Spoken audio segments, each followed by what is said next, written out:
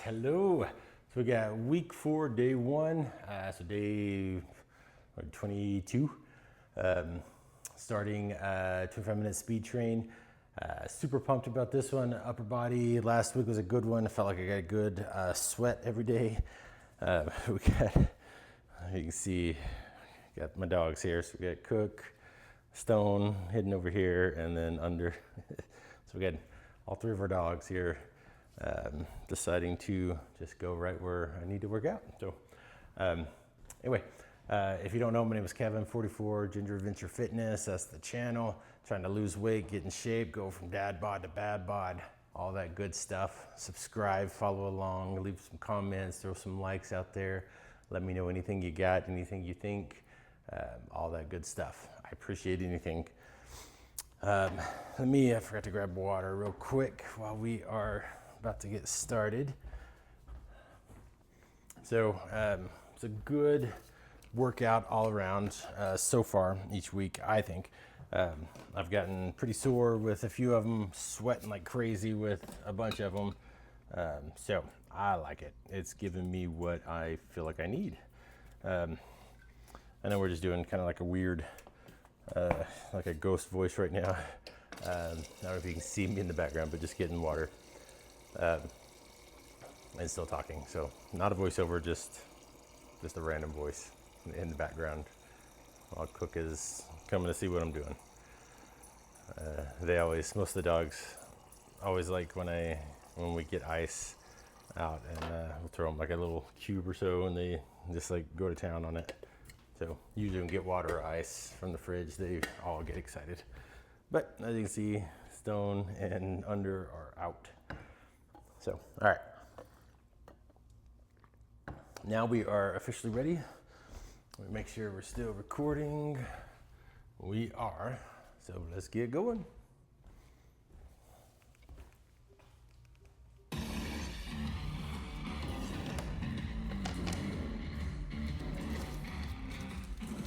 have made it to week 4 of 25-minute speed train. You are doing so good. I'm so proud of you, and I know you're going to just keep exceeding my expectations as we go into this week.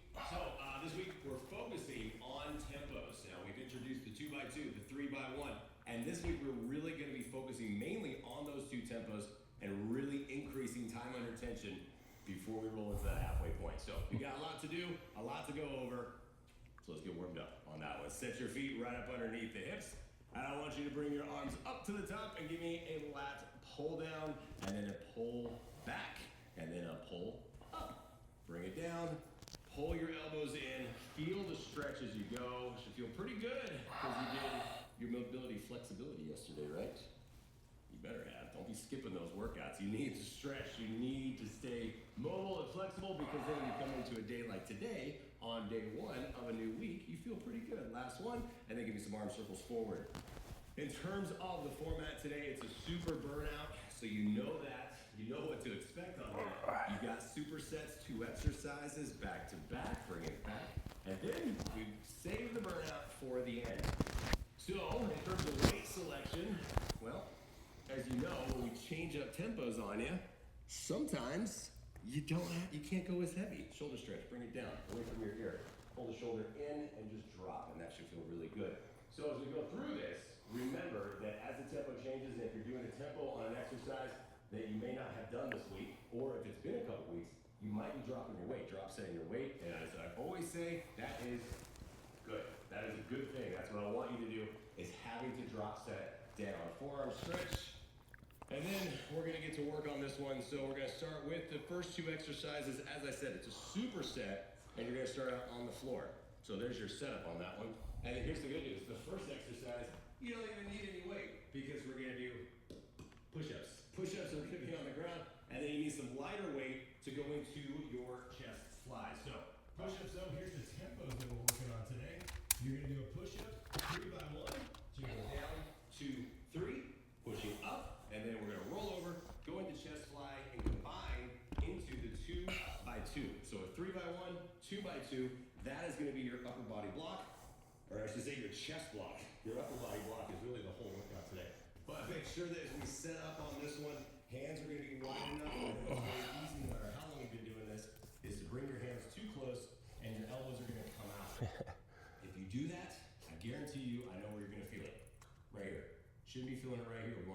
chest, triceps, a little bit of shoulder for tertiary. That means third part of the push, but we're gonna work mainly chest and triceps. So get your hands wide, spread your fingertips. We're working. Here we go. 3 and 1. Ready? Stop. Go. Down, 2, 3. Push right to the top. Down, 2, 3. Take your time. Really focus, because you're fresh right now, by the way. You're feeling good, right? You had that day off? Yeah, I feel great on this one. So, raise your toes, but we're focusing on staying in the middle of the chest, right? As we're dropping down. You're gonna feel on your knees, and you can adjust your hands. If you do it, feel right? You get your hands wide enough to bring it down, and then push up to the top. Down, 2, 3. Push up. Down, 2, 3. Nope. Push up. If it helps, you can think about spreading your fingertips and really try to push the weight into the palm of your hands. 2, 3, and push up. Take your time, bringing it down. All right, Cook, go. Come on. Make sure everything is still staying flat, core is in. As you come down, 2, 3. You got time for one more.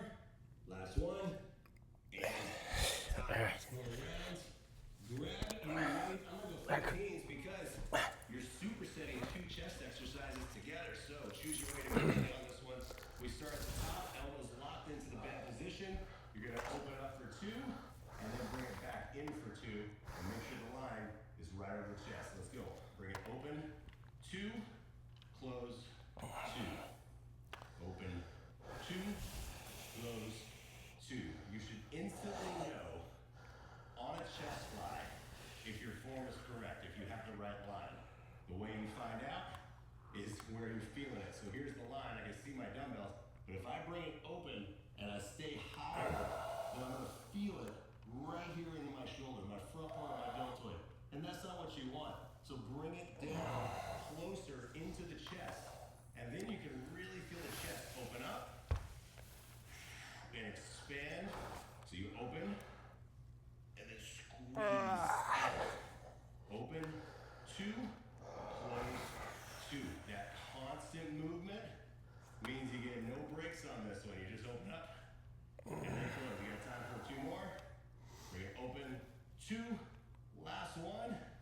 Open it up and close it. Dumbbells off to the side. Roll around. Get ready for the push-up. Again, I'm showing you from this side right now because I want you to see that angle. Make sure those hands are wide enough. Ready, set, go. Down, 2, 3. Push up.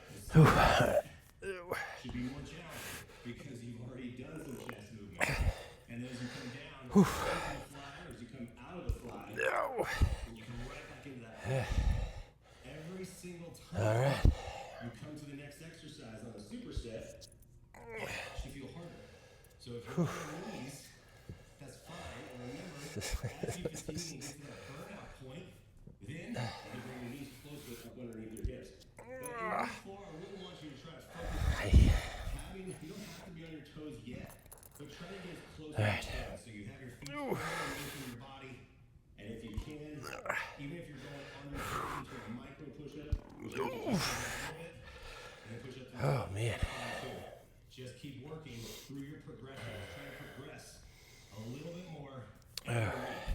Last one, 2, 3. Push it. And come on over.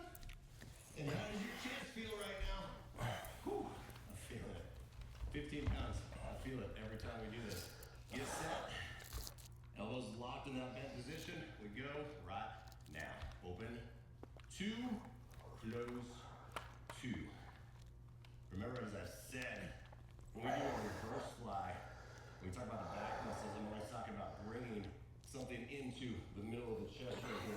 So as you close, you think about closing and squeezing your chest together. Well, I want you to think about the same thing from the back to the front. If you had a pencil right here, you're really trying to squeeze in and squeeze your chest muscles together, and that pencil is getting pinched. Pencil is getting pinched. Say that 3 times fast. Watch out. Squeeze in, and then right back out. 2, close, 2. Open, 2, close, 2. Nicely done. Stay with it. Do not come into the shoulders. You're going to fatigue, and your shoulders are gonna start to help. Don't let that happen. You got time for one more. Bring it open, 2, close, and time. Nicely done. Come on up. Stand up. And we're gonna go into shoulders and biceps. So shoulders, lateral raise, 2 and 2.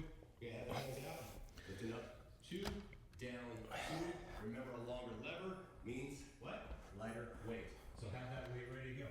10 for me on these because we're going for what? The bicep curl, the single curl. You can go a little bit heavier if you choose because we're going to load up one arm, 3 and 1. Lift up, 2, 3, and then release. So have that dumbbell standing by. Remember, that's the shorter lever versus the longer lever that means pulling away from your body. But we're going to take that time, increase the time of your tension by adding both of those tempos. So let's start with shoulders. Get your feet set right underneath the hips for a kickstand foot. Elbows still locked in. Let's go. Bring it up, 2, down, 2. Instantly, again, you feel where should I feel it? Right here, into the shoulders. If you're starting to shrug up and you feel it more in your neck and your traps, well, that means you probably have a little bit of too heavy weight. So you can relax the weight, lessen it, and then your whole body will chill out. And that's what you want. It's just to work the muscles that are supposed to be working. Keep your tempo though. Up, 2, down, 2. Up, 2, down, 2. Sometimes the tempos can feel a little repetitive, but again, focus on what you're trying to do. You're trying to increase and put as much tension into the muscle as you can in only 60 seconds. That's a lot of tension into the muscle, a lot of volume into the muscle, and that's how you're building muscle. So focus on the end goal. Down 1, that's the last one. 2, down, 2. Set it down. Grab your other dumbbell. This is 17 and a half. Am I stick with it? I thought it was a 15. We're gonna see how long it sticks around. Elbow in, remember you can have your fingertips in. 3, 1, 2, release. Do you remember I talked about having your other hand? This is just helping you, pretty much as a little reminder that nothing else is supposed to move. So as opposed to lifting up, you'll be able to feel that and use your hand to say, bring it back. And you go 3, 2, 1, and down. 3, 2, 1, and release. Lift your chest up. It's okay if you're looking down, but you don't want to start to have a little curve in your spine. You sit up straight, proper posture, right? You don't want to get yelled at by mom. Stand up straight. Lift up and release. That's exactly what my mom would sound like. She said, stand up straight.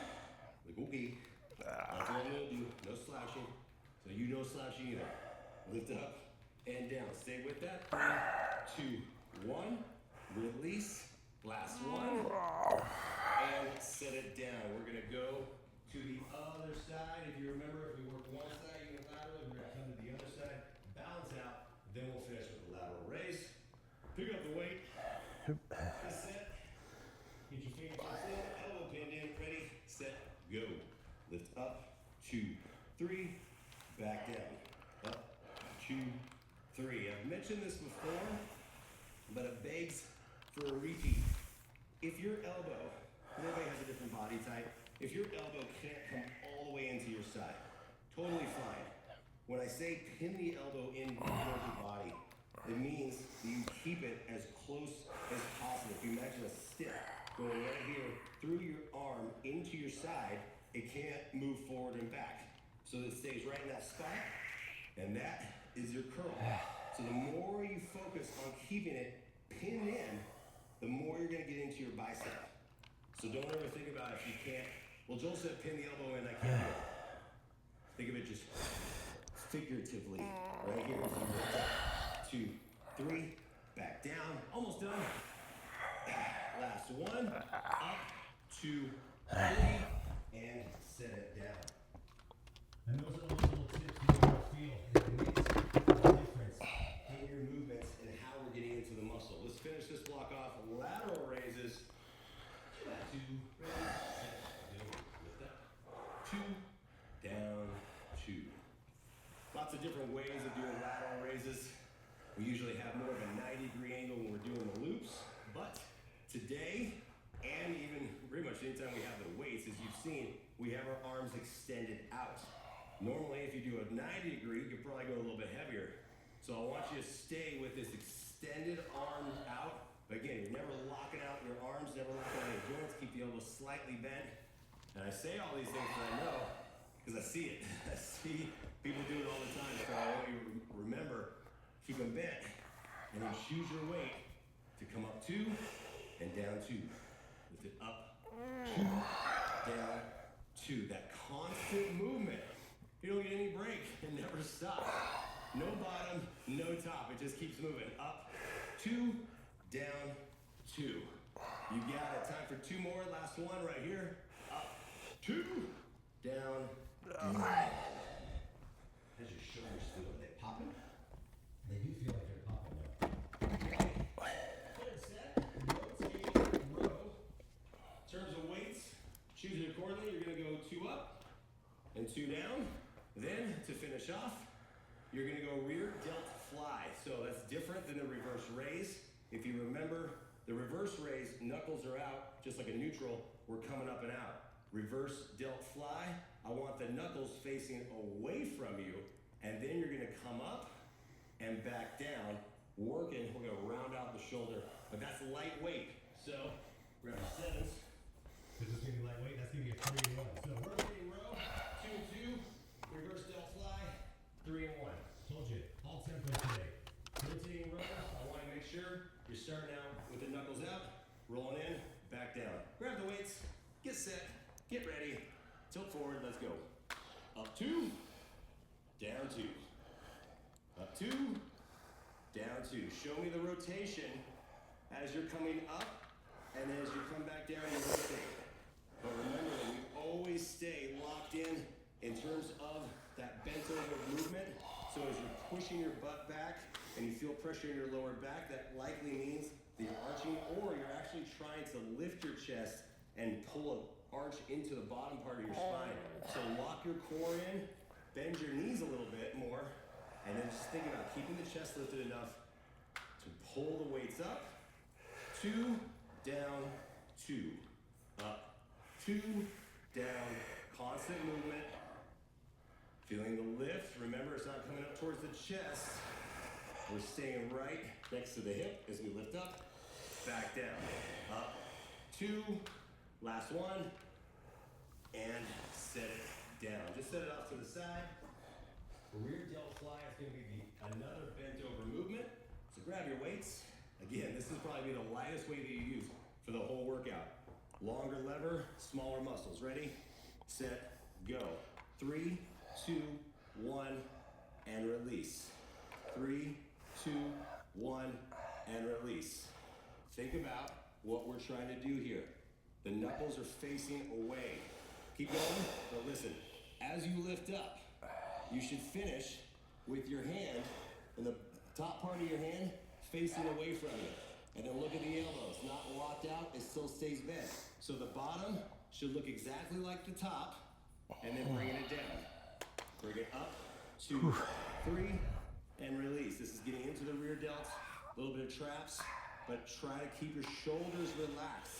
Split your feet, and if you're having to shrug up as you lift, then I want you to go even lighter. And you're like, man, I'm already light. Well, then go even lighter because we're working smaller muscles. Couple more, up, 2, 3, last one, and time. That one can truly be a humbling exercise because you have to use the lighter weight. But I promise you, when you do it right, it's very, very productive. Here we go, get set, and let's rotate up. 2, down, 2. Lift up, 2, down, 2. Focus on all the things that you know, all the things that I expect you to do. Lifting it up and back down. Remember on the row, working bigger back muscles, so if you don't have a heavy enough weight, you're just wasting time. Don't waste time. We ain't got time to waste. It's only 25 minutes, so grab a little heavier weight to make sure that you're still working those muscles. If you're lifting the dumbbell right up to the top, easily, I need you to go heavier on that one. Lift up, 2, two. Up, two. Down, release. Man. Good. Start to sweat a little bit. Then, yeah, it's warming. It's warming up. Lift it up, back down. Keep your core in. All this bent over movement. We got support there. One, up, two, back, down. Set it down. You can give me a little twist. Last one, because you want to bent over for a while. Let's go back into your reverse double fly. Before the burnout. Well, let's get set. Get ready. And go. Two. And back down. Lift it up. 2, 3. Back down. Up. 2, 3. Back down. You want to think about lifting your pinkies towards the ceiling. So as you lift up, that's where it should end. Right at the top, and then you come back down. So as you keep lifting, the start point and the end point should look exactly the same. Lift it up, 2, 3, back down. Remember, you can kickstand one foot if you need to. Make sure, even if you've been bent over for a while, if you need to, take a second. Lift up, reset and release, and then come back down. Totally okay as well. All you need to do is just keep moving, keep working as much as you can. Up, 2, 3, back down. Up, 2, 3, last one. Up, 2, 3. Grab your loop. What loop are you going to use today? Up to you. I'm going to go with the yellow. No, I'm going to go with the green. But I'm going to have a yellow standing by. So, lateral raise to start. This is where your elbows come in 90 degrees. Then you're going to tilt forward. You're going to go into the row. And then to finish, triceps, right side. Switch your loop in between. What I'm going to do for shoulders and back, because I'm feeling them, is I'm going to start with my yellow, and I'm going to grab my loop to finish the green with the triceps. Okay? Okay. 3 minutes, 45 seconds each. Remember, the burnout is meant to do exactly that. So even if you start, think about drop setting a loop. Start with the green loop, move to the yellow if you need to. Lateral raise. Ready, set, go. Lift it up, and I want you to pulse it out. Remember your pulses, where there's no bottom, no top. You're staying loaded up the entire time, but this is where that 90 degrees comes in. So here's the 90, shoulder to elbow to wrist. Lifting up and staying pulsing the entire time.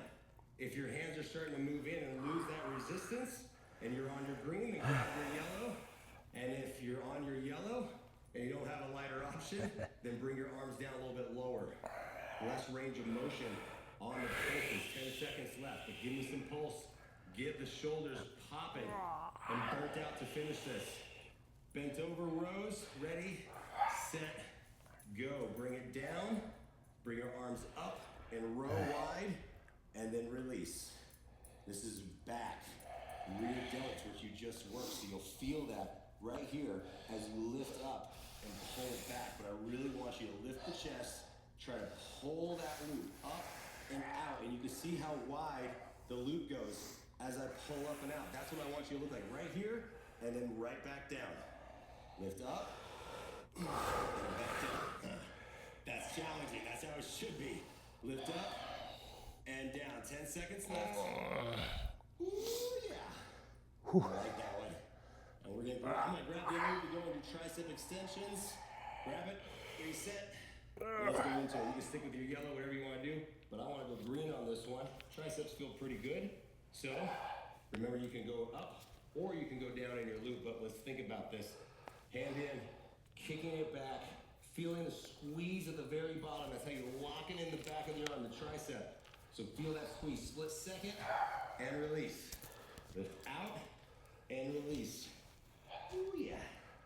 Nothing like a little pump. And you might be saying, like, this is the first time we work triceps in this workout. It's not. You worked them in your push-ups. They're working. They're supporting you way more than you realize. Switch sides in 3, 2, 1. Hand in. Switch it out. Come to the other side. This is your last exercise to finish off the workout today. So So lift the chest and think about the horseshoe. Think about the cul-de-sac at the back of the arm and then back down. Out and back in. Feel that squeeze, that split-second squeeze down at the bottom without locking out your elbow. Remember, don't lock the elbow out, but just think about pushing the palm of your hand, securing the loop and lifting out and back down. Oh yeah, feeling it. Cranking up on the end. Less than 10. Stay with it. Finish it off. Woo. Oh, it's such a good pump. 3, 2, 1, and just throw it down. And wipe the sweat away. Nicely done. Let's just finish it out. Bring your arms out, thumbs down, push back, open up a little arm cross with your thumbs down. And the more you rotate your thumbs down and back, you're gonna feel that in your biceps and forearms. And then you can let your head drop. Back. Oh. Feels lovely. Thumbs up. Oh. Actually, I stay right here. Bring it in. Chicken wing. Bring one hand in. Could be the knuckles or the wrist. And then push your elbow towards the front, away from you. Feel it into the shoulder. That's lovely. Whew. And then, other side. Bring it in first, secure it first, and then gently push forward. You don't even have to pull it. Just push it as far forward as you feel it into your shoulder. Also feel that in your rear delt, right? The back part, kind of everywhere. Okay. Arm comes up, bring it back behind you into your tricep, hand on your elbow. You don't have to push very hard on this either. Just try to lift your chest as much as you can and then lean away opposite side. And that's gonna open up the lat as well. Oh, this side, this right side. Oh, feels good. Or your left side, whatever side you lifted your arm up. Doesn't matter, because we're gonna do both. Oh. Switch sides, bring it down. How you feeling? Feel good? You should be in week 4. Can you believe that? It goes by so fast. It always does. The good news is we got lots of time left together. So good job. Roll the shoulders out, little forearm stretch to finish, and we are done with this. So all right. We did upper body today. You can guess what's coming up tomorrow. Lower body. So switch it. Give yourself All right, hello. So we are going into week 4, day 2, lower body, 25-minute speed train. If you don't know, my name is Kevin, 44, dad, trying to get rid of the dad bod, get to the bad bod, all that good stuff. Over 30 pounds down so far with a couple of beach body workouts. P90X Generation next, and dig in. Those are done. Subscribe, follow along. Let me know what you think. Give me any ideas, suggestions, tips, tricks, any of that good stuff. Love to hear it. And let's get started. All right.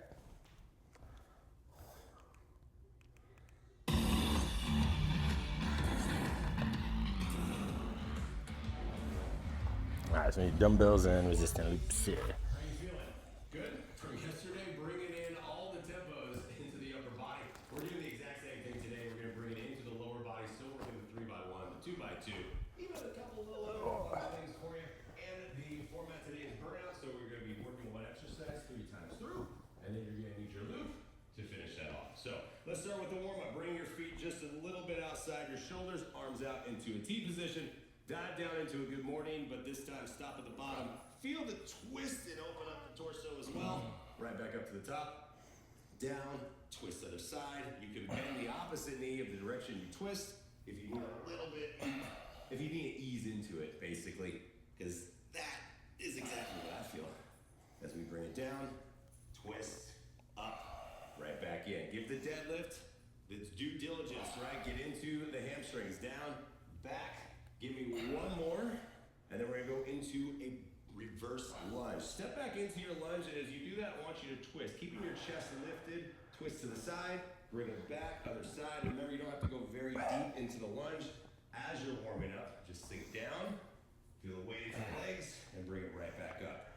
Down and twist, come back. You combine the two things as you step back and give me a twist, one more each side, and then we'll finish off with some hip circles. Sometimes you will find as you go into the warm-up that you make a few more noises than you might have the previous time. That's completely normal. And that's exactly how I feel today. Some days you feel a little bit more stiff than others. Other days you feel great.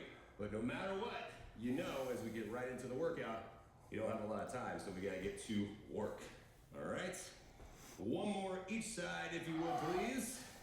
This is the last one here, and then the last one other side, and we're gonna get right into it. All right, so deadlifts. Going to deadlifts. I'm gonna go 30s today. Going into the weight. So with the deadlift today, we are working on the 3 and 1 tempo. Nothing crazy on that. We've been working through this. This is week 4, so that should feel familiar in terms of your tempo, your positioning, and you're gonna be really making sure that you're set, bringing it down to 3 and back up. That slow, controlled down movement is what I really want you to focus on today. Pulling the belly button in, drawing everything in so the core stays really tight as you come down. You see the back stays flat. So this is what it should look like even with weight. And then you come up to the top. We're gonna go into the burnout. You need your loop, by the way. And we're just gonna do a loop deadlift. So it's all the deadlifts today. Posterior, good stuff. All right, we ready? Week 4, first lower body workout. Rub your hands together because you're so excited. Pick up the dumbbells and let's get to work. Ready, set, go. Down, 2, 3, right back up to the top. Down, 2, 3. Slow down as you come down into your deadlift. Focus on your range, and then you have that 1 to come back up. When we think about your range, how has your range changed or improved over the past 4 weeks? This is your 4th week of doing these moves. So think about it. In week 1, did you have to go a little higher, stay a little higher, just below the knees, and now you can maybe go a little bit deeper down into the shins, maybe? That's what I'm trying to say. Stay with it. Down, 2, 3. And you think about hamstrings. I feel that stretch right there, and I squeeze my booty as I come up to the top, bending the knees as I come down, lifting up to the top, down, 2, 3. And you got time for one more. Down, 2, 3. Set it down. Quick little shake. You're gonna do that 2 more times. Working on that range, focusing on the range, trying to get it just a little bit deeper, even if it's a ½ inch, a millimeter more.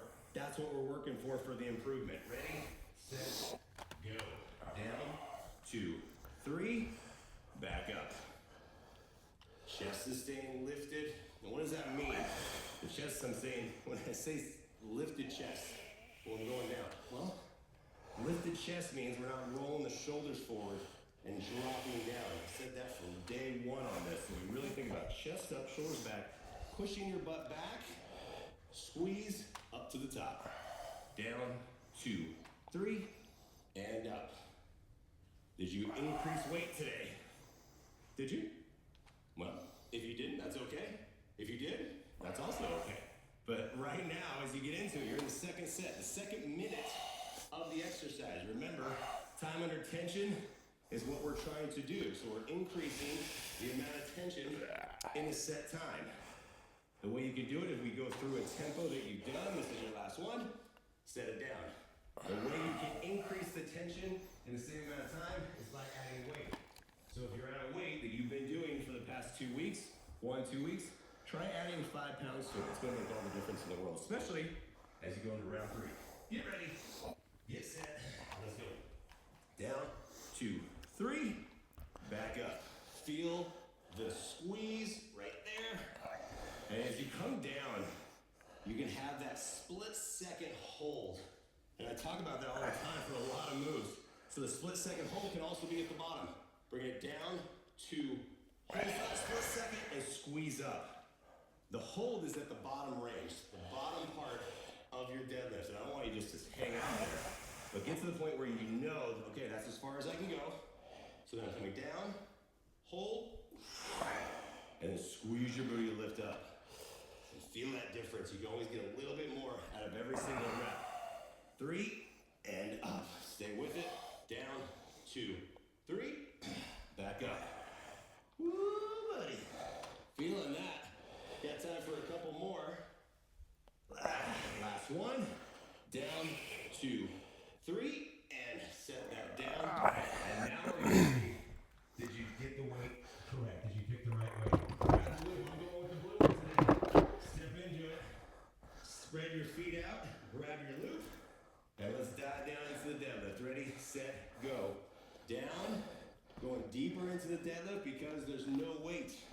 So use this opportunity to get a little bit more in terms of your range. Down, stretch, squeeze. And I want you to push your hips towards the front when you get to the top. A little hip push. Push, right back. Bring it down, squeeze up. That should be really challenging right there. And that's how you know you picked the right weight. Going through it with the tempo. I'm feeling a little shake already in the back of my legs. Less than 10 seconds left. Down, back up. In 3, 2, 1, and down. Right when I get to the top, my butt cheek literally quivered. That's how you know. You did a good job right there. That's how you get a quivering butt cheek. All right, just FYI for you. All right, let's keep working on this one. We're gonna finish the posterior chain right off the bat today. We're going down into your bridge a little earlier than you're normally used to. And this is how we're gonna change it up. You're gonna come down with the weight where it always is on your bridge. You're gonna come up and you're gonna pulse at the top, just like we've done with the squat. You're gonna come up, pulse, and then come back down. So 1, 2, 1. We come up, pulse, and release. So you're gonna hold the weight in that sustained height for 1 count longer than you've done yet. So choose your weight accordingly on this one. Get comfortable because you're here for a while. Roll the weight on. Let's get set. Let's get ready. And let's go. Lift up, pulse, and release. You're gonna take your time on this one.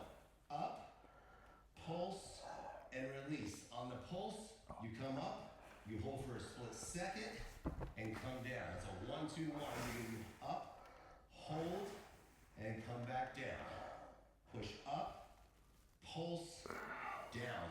You should instantly feel the difference as opposed to just lifting up and staying up and then dropping back down. But focus on trying to lift your hips as high as they'll go. Pulse, back down. Up, pulse, down. Oh yeah, feel the difference. Try to get your hips up as high as you can. If you're only lifting just a little bit and you can't lift any higher, then you probably should go a little bit lighter weight that allows you to lift up, pulse it, back down. A few more. Here's your last one. Up, pulse, and down. Roll it over and stretch it out. Ask yourself, how'd that feel? Was that enough? Did you feel it in all the right places? We're working the posterior, right? So you push it into the hamstrings and the glutes. Let's try it again. Grab the weight, get set, let's go. Up, pulse, back down. Show that split second hold. Hold right there, and right back down. You can even make it a little bit longer than a split second if you want to really make sure you're getting that full extension up and back down. You got plenty of time to do it. Up, pulse, down. Lift up, pulse, down. Don't just push up and drop back down. This one you can go full release back down if you need to, which means your butt can touch the floor. I know I talk about different ways to get more out of this, but on this one, because you're pulsing the top, you can go full release down, reset, then come up again versus trying to float your booty. Because the focus right now is the top part, that pulse at the top, and then back down. Last one, and down. Whew. Stretch it out. Like it. I like flexing my toes, bringing it down the side, and then we're gonna do it one more time. So grab your dumbbell. Let's get set. Let's get ready, and let's go. Third time around. Hold on to the dumbbell. Pulse at the top. Back down. How does your booty feel right now? Squeezing at the top, then releasing down. Up, pulse, release down. Up, pulse, and release down. Go slow and controlled, of course, but I want you to slow that pulse to the top. Don't just try to pulse quick and then come back down. You come up, pulse it, and then right back down. Upper body should be relaxed, anchored into the floor, and right now your hamstrings and your booty should be getting really gassed out. Shouldn't be much left on that. That's the focus. Is the first two exercises. It's kind of mean. But you know, that's how I change it up on you. Woo. You got 10 seconds left. Burn out, burn up. Ooh. In 3, last 2, and bring it down. Roll it off, grab your loop. Hopefully it's close by. Oh, there's the green one, I'll grab it. Step into it, bring your feet in, bring it around your thighs. We're gonna go loop to bridge openers. So lay on back, lift up into the bridge, and open the knees up. Open up, and bring them close. Hands down, and this is where you gotta focus on lifting and staying lifted the entire time. So if your hips are starting to drop down, I need you to lift up, stay in the bridge, which means think about, like we talk about planks, flat boards. This is what I want you to see. A flat board. Lift up and then just let the knees come out a little bit, and you're gonna feel that in your booty. If you're lifting high enough, this is a booty and hamstring burner. Yep. Out, back in. Out, back in. Less than 10 seconds left to finish. Sometimes all you can do is laugh it off because it burns. 3, 2, 1, and drop it down. Nice. That was fun. Just throw it away. Okay. Here we go. Now that's enough of that. Let's keep working. Side lunge. We've been working on the side lunges with one dumbbell where you step out, have one single dumbbell. Today, we're gonna bring in 2 dumbbells. So I want you to take whatever weight you're using for the single dumbbell. If you were using a 10 or 15 pound dumbbell, split that difference, grab 2, and I want you to get used to having 2 dumbbells, 1 in each hand. So I'm gonna grab my 10s, and especially because you've already done some posterior work, this could be a little bit more challenging. So we're gonna load up one side first, then we'll come to the other side, then we'll alternate. So set your feet, we're going to side lunge, stepping out, loading up the leg that steps out. Ready, set, go. Step out and down, right back up. Take your time as you step out and down and back up, and you should feel that because yes, you are still having to work some parts of your legs that are a little fatigued now. But think about the 2 dumbbells. When we have one dumbbell on the outside arm, you would bring the body weight over. This one we're doing the same thing, but now with that extra pull of the weight, your body is going to want to start to drop forward. Your upper body is going to want to drop forward. You can have a natural tilt down. I want you to focus on pushing your butt back more than anything else. The tilt is going to be just range, so that's okay. I'm never going to say do a side lunge with your chest completely vertical, but you focus on coming down, back up, lift out, back up, step, nice, got time for one more, and time, set it down, you're gonna switch sides quickly, and again, you ask yourself, how is that weight? Obviously you wanna stick with the same weight for this, but if you feel like you can get more out of it, you can change the weight when we go into alternating. Opposite side, ready, set, go. Step out, step back. Stepping straight to the side. The foot that steps out, your toe is facing the front. And I see this a lot is when people try to step out, they're actually stepping their toe the direction they want to go. You don't want that. I want you to bring your foot so it still should look like a nice wide, long stride. Allows you to sink down and back up. Down and back up. The more you sink back into the heel, the more you're going to feel it. You're loading your quad up, and yes, everything else is working. It's already tired, which is why I said go lighter on this, because it's into the 3rd block. You're pre-fatigued with some muscles. Stepping down, back up. Heart rate's coming up as well, right? Down, back up. Whew. You're good. Last 2, last 1, and back up. So ask yourself, how'd that feel? Do you feel like you could do more weight? Less weight? I'll actually increase my weight a little bit, because now we're gonna alternate. So, right side, left side. Feet set, and then come back to neutral. Ready, set, go. 60 seconds, alternating. Make sure you go slow enough where you control it, stop, control it, stop. So no swinging. You see the dumbbells, they move with my body, but there's no extra momentum, no extra swinging. Steps out, step back, step out, step back. Take your time on this. Range, don't care, not in range.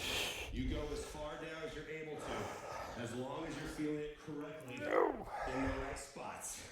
Down, back up. Down, back up. Doing great. Whew. Side ledge is always getting me panting. Bring it out. You got less than 10. Stay with it. Oh. Time for one more each side. Down. Last one. Down. Last one. All right, great loop. Now, I mentioned last week, that week 3 is the last time you get to bring the loop around your thighs for an exercise like this, and I meant to. So, bring the loop. I'm going to grab the yellow because now we're going around just above the ankles. You're going to squat down, pulse, step out, squat down, pulse. Ready, set, go. Step, squat, pulse. Try to stay low if you can. Pulse it. This is where it gets real now, with the loop burnouts. Only time we're gonna bring our thighs is the other exercise that we did maybe in the bridge, but now if we're stepping out, it's gonna be right here. This is where it lives for you from now on. Step out, so choose your loop accordingly. Step out, squat, and if you need to, stand up, step over into the move. Feel that difference? That's how we keep progressing. Less than 10, step out, squat, pulse, hello legs, 3, 2, 1. Stand up. And that was lovely. Step out of that thing, get rid of it. We're going into block number 4, goblet sumo. So I'm gonna go back to my 30 on this one, and we're gonna go into a 2x2. So as you get into the 4th block, a lot of time under tension. We've added the pulse. We've added additional resistance by bringing the loop lower. So when you come into the 4th block, as you come towards the end of these, and we're changing it up, you might have to lighten weight. And you know what I'm gonna say? Good. Get your feet wide. We're going down, 2, up, 2. This is gonna be smooth, controlled movement for 3 minutes. So choose your weight accordingly on that one. Itch your elbow if you need to. I don't know why it's itching, but it is. Okay, get set. Toes out. I want that nice wide squat stance. Getting into the heels, working the legs. Pick the weight up, get set, get ready. Let's go. Down, 2, up, 2. Adjust your feet as you need to. Remember, do a rep and see if it's right. Don't force it. You should bring it down, 2, up, 2. Get a nice, smooth, controlled movement. Bring it down. Down, 2, up, 2. There's no time to really think about what you're doing. You should just be in the tempo by now. Down, 2. You've been working through these tempos. You've got it. Bring it down, and it should be really difficult at this point. It's block number 4. It's the last exercise of the workout. So this should be the hardest one. And if you even have to question your weight, that's what I want you to be doing right now, is questioning, can you keep your form with your weight? If not, I want you to lessen the weight. Woo. We're getting there. Down, 2. You got time for one more. Bring it down. 2, up, 2. Set it down. Tell me. All those little changes make such a difference. I don't care what the weight is. I'll feel it. You should be too. No time to rest. Right into it. Down, 2, up, 2. Ask yourself on your legs, are they wide enough? Doesn't matter how long you've been doing sumo, how long you've been working out. I still see when you just step into it, sometimes you don't realize. So check your feet. Make sure everything is set. You don't realize that's not right until something starts hurting. We don't want to get there. Down, 2, up, 2. Your chest is going to want to drop down to hell. I don't want to see that. Remember, legs are doing all the work. As you press up, down, 2, up, 2. Reset as you need to. Down, 2. Oh, control it. Bring it down, back up. Make sure you support everything. Core is in. Less than 10 seconds left. Bring it down, 2, up, 1 more. Bring it down, and up. Set it down, quick shake. Torso twist. You got 1 more to go. Finish this off. Change your weight if you need to, because I want that perfect form for the last 60 seconds. Pick it up. Get set. 60 seconds. Let's go. Down, 2, up, 2. Down, 2. Do not speed through this. Don't do that. Remember, if you go quicker, you're just doing more. You're just doing more. Why do you want to do that? I want you to slow it down. Control the tempo. Up, 2. And then shake of the legs is a real thing right now. I'm shaking in my legs. I can feel it as I come up. You gotta really focus on pushing through your muscles. Down, 2, up, 2. You got this. Woo. Effort is in the legs right now. All of it. 2, up, 2. Come on. Almost there. Let's finish this up. Bring it down. Less than 10. Basically, you got time for a couple more, and then that's it. Bring it down. 2. Last 1. Down. And up. Shake it out. You know what we're going to do for ankles for this one?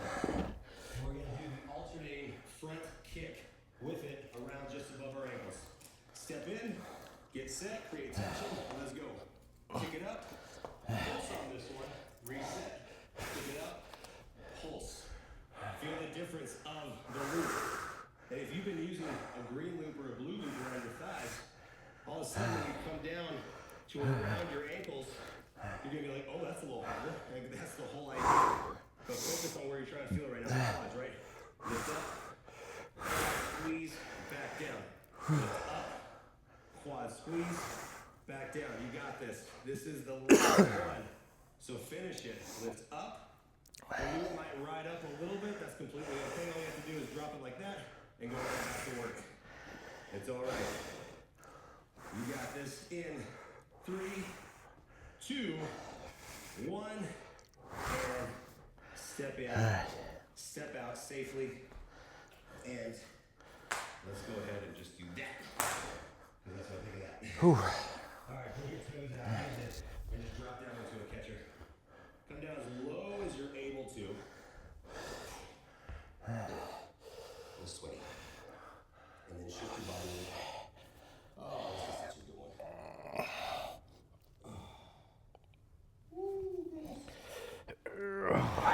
Hands down. Take one leg back into a lunge. And then you can shift your body weight forward, back, feel the calf stretch. And really getting into the backside of the front leg. Back, forward. If you need to, you can have one elbow all that your own flexibility. Whatever works for you. And then step back. Switch legs. Other side. And again, one.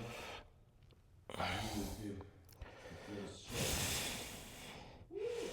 That's a little sneaky dude. So you feel it, like that's great. And all of a sudden you're like, and then both feet come back. Downward facing dog. Hips towards the sky. Alternate one at a time. Bodies. And then in slowly. Roll up. All the way up slowly. That ball up over your head with a switch. And that's how you do your first leg day. 4. Nicely done. All those little changes we're going to keep doing, right? With the loops. All right. So we are getting ready for our day 3 of week 4, 25-minute speed train. If you don't know, my name is Kevin, 44, Ginger Adventure Fitness, dad, husband, all that good stuff. Trying to get in shape. Today we're doing core cardio. Trying to do, get rid of the dad bod, bad bod, all this to kind of go away. Go and subscribe, follow along, and let me know what you think. Ideas you got, suggestions, or just motivation, or if you need motivation, accountability, anything, let me know. I got you. But let's get started. Hit the wrong button. All right. Week 4, day 3, core cardio. That's it. That's all I'm going to tell you on this one because you're just going to get right into it. Remember on core cardio, we go very quick in transitions. You don't need any loops. You're going to need a lightweight on that one. We'll talk about that in a second. Let's just get right into the warm-up because we got some work to do. Take your feet outside the shoulders if you would. Bend your knees. Reach down. Feel the stretch in the hamstrings and then lift up to the top. And then just start to move. Reach down. Lift up. Core cardio. It's not an easy workout. I think it is the hardest workout of the program because of the transitions. It's so quick. So we're gonna go fast through this one, but like I said, really no new moves, a couple little tweaks last one. And then let's walk the feet out into an inchworm. Remember, you can bend your knees as you come down to start. Walk out into the high plank. Bring it back. Bend your knees. And then when you come up, you can have a little roll in the spine and come down. Bend your knees, come out. Bring it back. Roll up. Last one, stay here in the plank. And then I want you to push your feet up a little bit. Push your hips up into the air. All the way stretch in the down dog. Heel comes up, toes stay down. Take your time. Feel the stretch down your calves. All the way down. Push feet. Oh yeah. That feels really good. Woo. And then step in and roll up. All right, let's go. So, first two exercises, you're gonna go into the kneeling rainbow. As a reminder, you need a light weight to bring it up overhead. That's the first exercise. The second exercise on that one is going to be the twisted mountain climber. So on the twist, remember, flat back, knees quickly going to each side, but we really want to focus on the flat back. With the kneeling rainbow, arms are out, and when you lift up, this doesn't have to be a heavy dumbbell, but you really want to sink down. As the dumbbell comes down, you feel a crunch in your obliques, and then you go to the other side. So, are you ready for this? Because as you know, once we start, we just keep going. It just doesn't stop on this one. So, grab your weight accordingly. I'm gonna do the 7.5 to start, and I'll adjust if I need to, but again, doesn't have to be a heavy weight. All right, week 4, let's kick off core cardio in 3, 2, 1. Lift up and around, back down. Feel the stretch in your abdominals as you lift the weight up. Lift it up, back down. Reminder, 45 seconds each exercise. So it's not a full 60, but doesn't mean you get to coast through this. We're gonna go through all these exercises. A lot of these you've seen already and more than once, and there's a reason for that because I want you to really have that familiarity in the moves as you scrunch down, lift up, back down. Up, feel the stretch at the top, back down. Very good. Got a couple more. And 3, 2, 1. Bring it down. Hands up underneath. Remember, high plank. Every single time the high plank. Hands right up underneath the shoulders. Feet come up. Knee comes to the opposite elbow, towards the opposite elbow. 3, 2, go. Twist in. And start with a slow pace. The reason I say that is because I want you to get your form first. Get everything going in terms of your form. So you go knee, knee, knee, knee, knee, knee. Twist, twist, twist, twist. Don't move your head like that. But I want you to feel that rhythm. And even if you have to slow down, knee, knee, knee, knee. Whatever you choose, that's the rhythm that I want you to try to maintain for 45 seconds. So don't start too fast where you can't keep the rhythm. Set a rhythm. So then, even in the last few seconds, you can see 3, 2, 1. That makes the difference. So if you start slower and then you can speed up, that's better than starting too fast and having to slow down. Okay? Let's do it again. Get set on your knees. Ready, set, go. Rainbow up, back around. Rainbow up,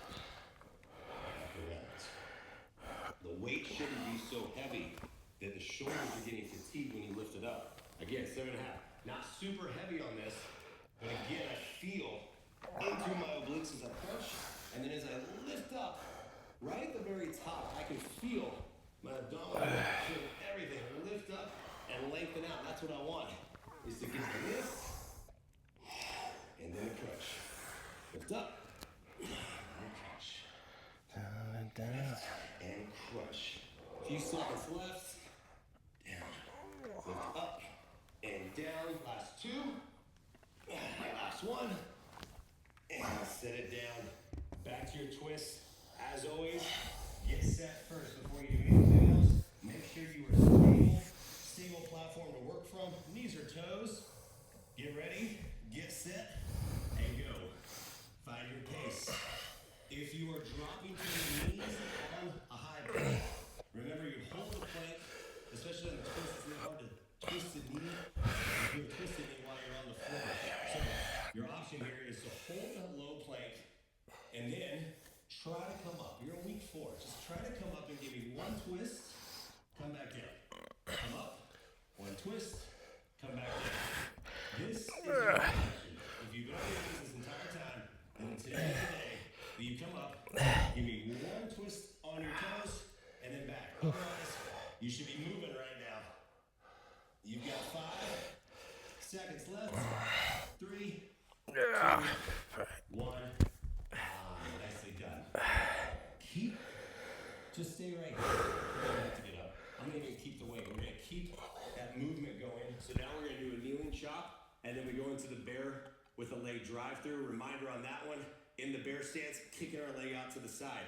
On the chop, I'm gonna make one little change on you though, where before we were chopping to the outside of your leg, of the leg that's forward. Today, I want you to chop to the inside, and what that's gonna do is that's gonna tweak your balance a little bit and make you focus even more on core stability. Just make it a little bit more harder for you, okay? So start out low by the hip. We're lifting up. 3, 2, go. Lift up and chop. With this added instability of chopping to the inside, what you have to focus on is not trying to turn your lower body to the side. And you can see how my knee dropped in and I'm actually pulling the hips in. What I want is to think about, if you're facing the front just like I am, is you can twist your upper body in terms of the torso, and that'll feel it in the oblique, but the lower body stays put. Lift up.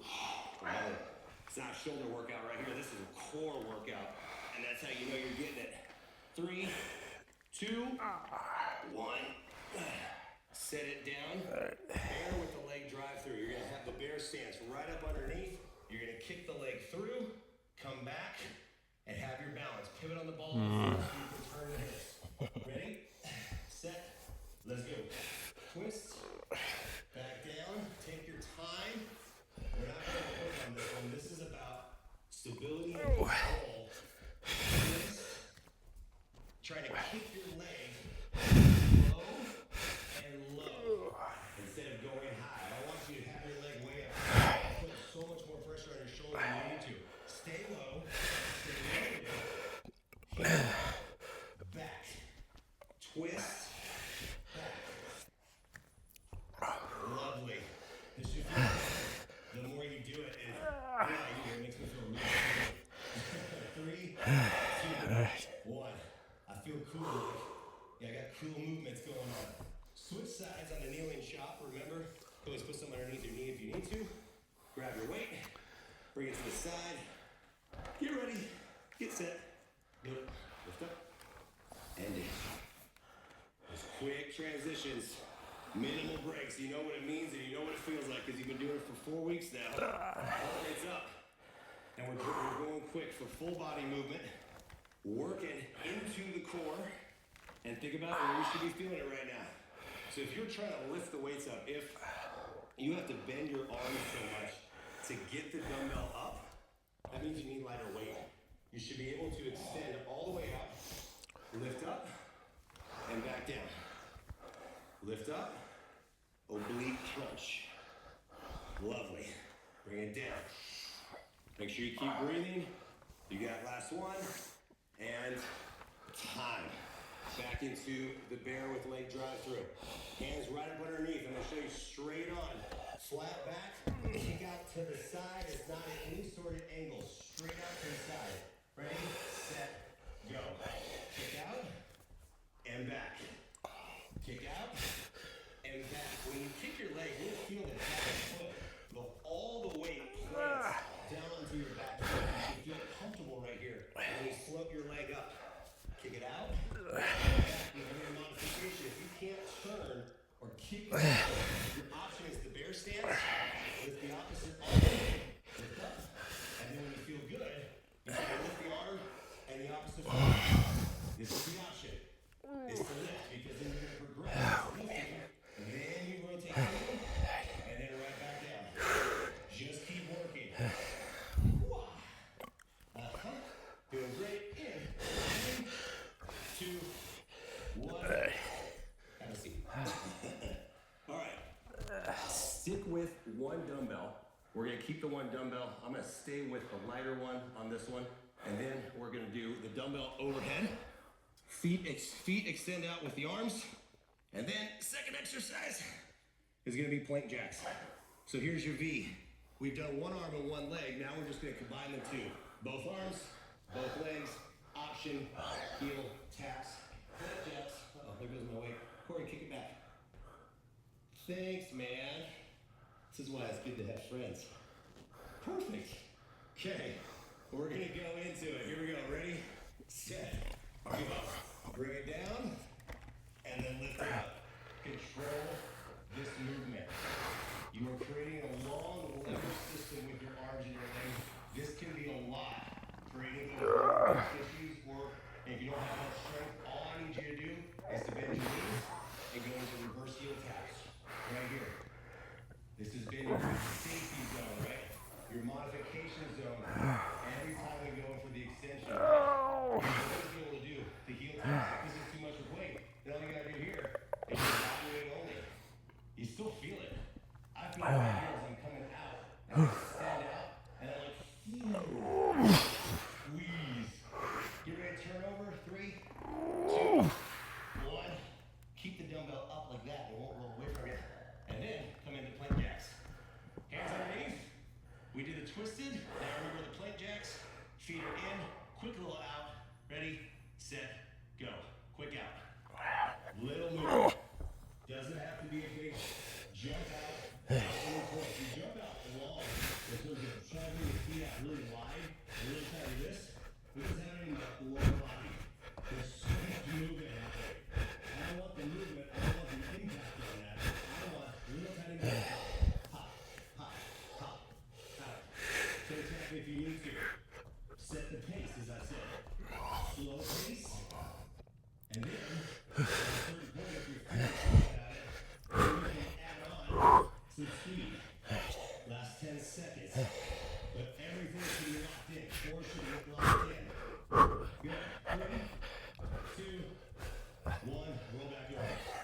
On your back. Grab the dumbbell. Make sure you're holding on to the bell because you're bringing it over your head. Bring your feet up. Extend up into the crunch. Ready, set, go. Bring it out slow, then lift up.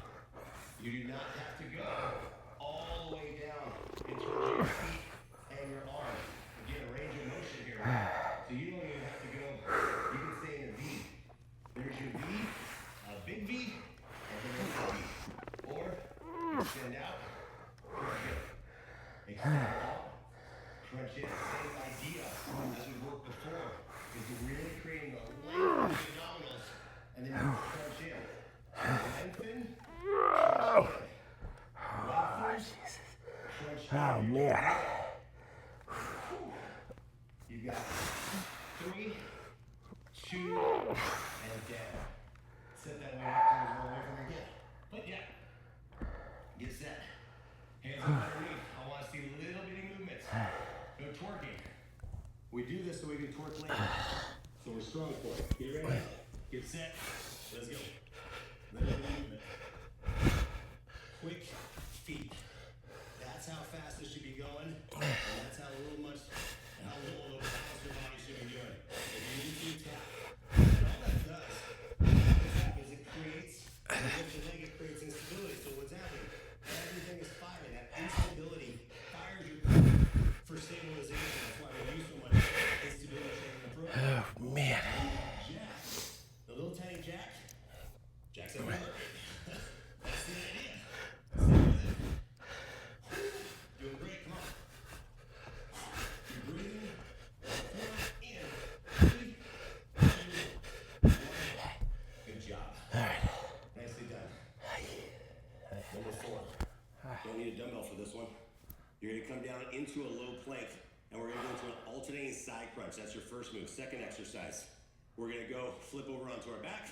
Single side bicycle crunch. You've done that, so that'll be familiar. But watch this. Low plank, we're normally here. Like, I want your arms to come in crosswise. Once you're set, this is going to allow you to open up to one side, and then open up to the other side. You can be on your knees or your toes, but this is what's important here. Right up, 90-90, parallel to each other. Get ready, get set, let's go. Open up, slow, to the side. Keep your hips lifted, off the floor, and turn. If you need to, you drop to your knees, hold the low plank, and then turn and lift up. But you'll watch my hips, even on my knees. My hip is not dropping towards the floor. I just stay lifted the entire time. Knees or toes. I do not care. I just want you to keep your hips up. So your hips are not going to touch the ground the entire time of this 45 seconds. And then you move underneath. I'm like struggling. Your forearm, your elbows right there with your shoulder. Everything is locked in. There we go. Good. 3, 2, 1. Just roll to your back. How's that for a good transition right there? And then you're going to go single side bicycle crunch. One side stays bent, the other leg extends out into your crunch. Ready, set, go. Twist and release. Twist and release. Option, if you remember, heels down, and then you're going to pull the one knee up. And again, still same thing. Feel like crunches. You find a pace. You're not pulling on your neck, not pulling on your head, tucking your chin, just lifting up. Find a pace that you can set and you can keep for the full 45 seconds. And you've been doing these moves already over the 4 weeks, so you ask yourself, how much stronger are you feeling? Maybe not like completely strong right now because you're getting tired, but I know you're getting more reps out of this. Last one. And release it. Oh, and roll over. I feel it right there. Back into it. Into your plank. Get set. Get ready. Make sure your feet are right hip. In 3, 2, go. Open up. Back down. This is technically by itself before you've done 3 blocks of work and an upper and lower body. So if you go into it, you've already been working this week, your body is fatigued, and this is the show where you go into the endurance training. And we talk about that all the time. Oh, man. Your body is getting more endurance every single week that you train right now. Lifting it out and up. Twist and move. Last one. And back. And then bicycle, single side bicycle. Make sure you switch sides. You're not doing the same side. Knees or heel taps if you need to. Otherwise, you're extending the feet out. Ready? Set. And we extend out. Out. Twist. Back down. You will find towards the end. I've said this before, but I'm reminded because I'm feeling it too. Is you can't lift as high as you get towards the end. Your body is just like, nah, dude, you're not gonna do it. So if you're feeling that and you feel like you're start to pull on your neck, what should you do? Heels drop, lift up, do the move correctly before anything else. Lift up and back in. This is where it counts. Is not forcing anything, but finishing it correctly. Got it. 3, 2, 1. You know what time it is. Time for the burnout. 4 moves. You're gonna go twisted mountain climbers, bear with leg drive through, low plank into side crunch, and you finish right here. An alternating bicycle twist. Hooray! I can't wait for you to do this with me. Because we're doing it together. Remember, 3 minutes, it's quick. Into twisted mountain climber, that's what we're starting with. Just wipe that sweat away right there. Okay, there's about to be more. Hands up underneath the shoulders. Start with your twist. Lock everything in for 3 minutes. Okay, you got this, and then you're done with this workout. Make it count. Here we go. 3, 2, go. Set the pace. Go into this. Remember, the burn to smooth that's left. If it doesn't left in your tank, this is where you finish it off. So set the pace and say, cool, here's my pace. If you can start to speed up a little bit, but you better stay with that pace of the rest of this 45 seconds. Core stays in. Draw the belly button and lock it in. Nothing else to do. Just twisting, keeping your back flat. We got less than 10, and then we're going to go into the bear with leg drive through. In 3, 2, 1. Reset, hands underneath, knees up, slow down, and twist. Slow down and twist. I want you to load the leg up. When you come up, you'll load the back leg up, and you'll see it's pushing forward and push back into it. That last leg come right back into the bear stance, back around, bear stance, back around. All right. You got it. All right, so big time. Really high right now as you work through this. Bring it around and back. Around and back. 10 seconds. Coming into low plank, alternating side openers. In 3, just coming down. 2, get ready. Go into it. Bring it down. Open up. Bring it down. Open up. As you fatigue, this is what's going to happen. Your butt's going to come up into the air. None of that, you do not lift it up. And you do not go to the floor. You stay in a plank. Stay tight. You only got 1 exercise left of this. You can do this. Hold up. And down.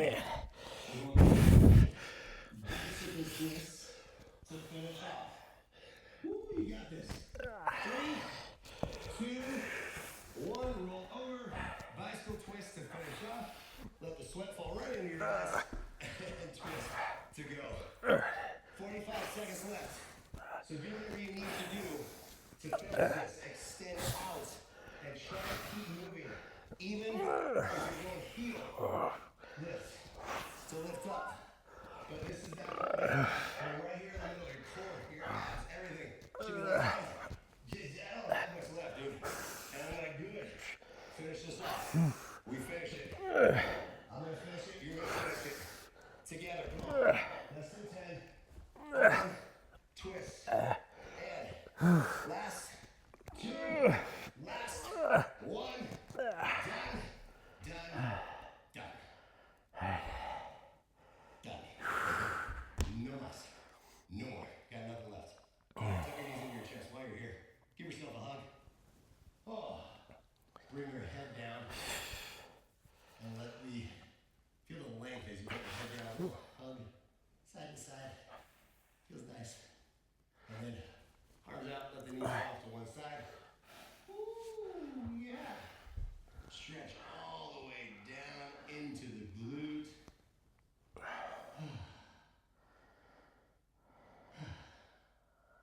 Just breathe.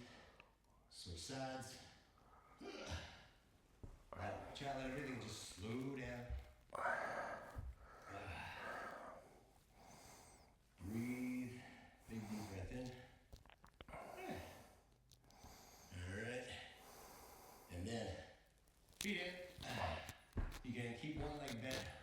Other leg up, hamstring. If you want more, you can extend the leg out. Hamstring stretch. Push your heel towards the sky. That should feel really good because you had a lower body yesterday. And if you're pulling your leg up and that's as far as your leg stretches, you better not be skipping mobility, flexibility. You need that. It's so good for us. Switch sides. Other leg comes up and bring it up. Woo! Oh my goodness. Told you that was a doozy. I think they're all doozies. I have to come up with a different word than doozy. Bend the knee in, figure four, push away, open up your hip. That should feel nice too. All this should feel great. It always feels great when you're done. Yeah. Well, that's good. Switch sides, other side to finish off. And we are out of time. Nicely done. Excuse me if I don't get up, but I'm not gonna. I'm gonna stay right here. So, you just finished off day 3. That's pretty good. That's pretty good. So you know what's coming up tomorrow? Right. Hello, all right. So we are starting our week 4, day 4, so day 25, a 25-minute speed train. If you don't know, my name is Kevin, 44, dad, husband, working full time, trying to get everything in, the little 24 hours that we have every day.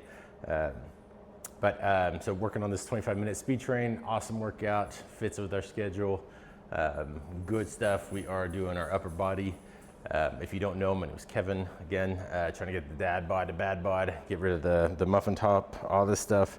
I'm getting toned everywhere except for here right now. So, but go ahead and subscribe, follow along. Let me know what you think. Give me any tips, tricks, ideas, feedback, criticism, whatever you think, whatever you feel like you should comment. I appreciate it.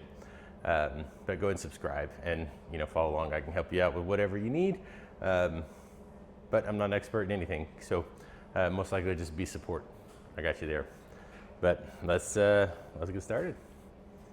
I guess I am an expert in the HR stuff like that, but probably not gonna get into that with this videos. All right. Anyway, let's go.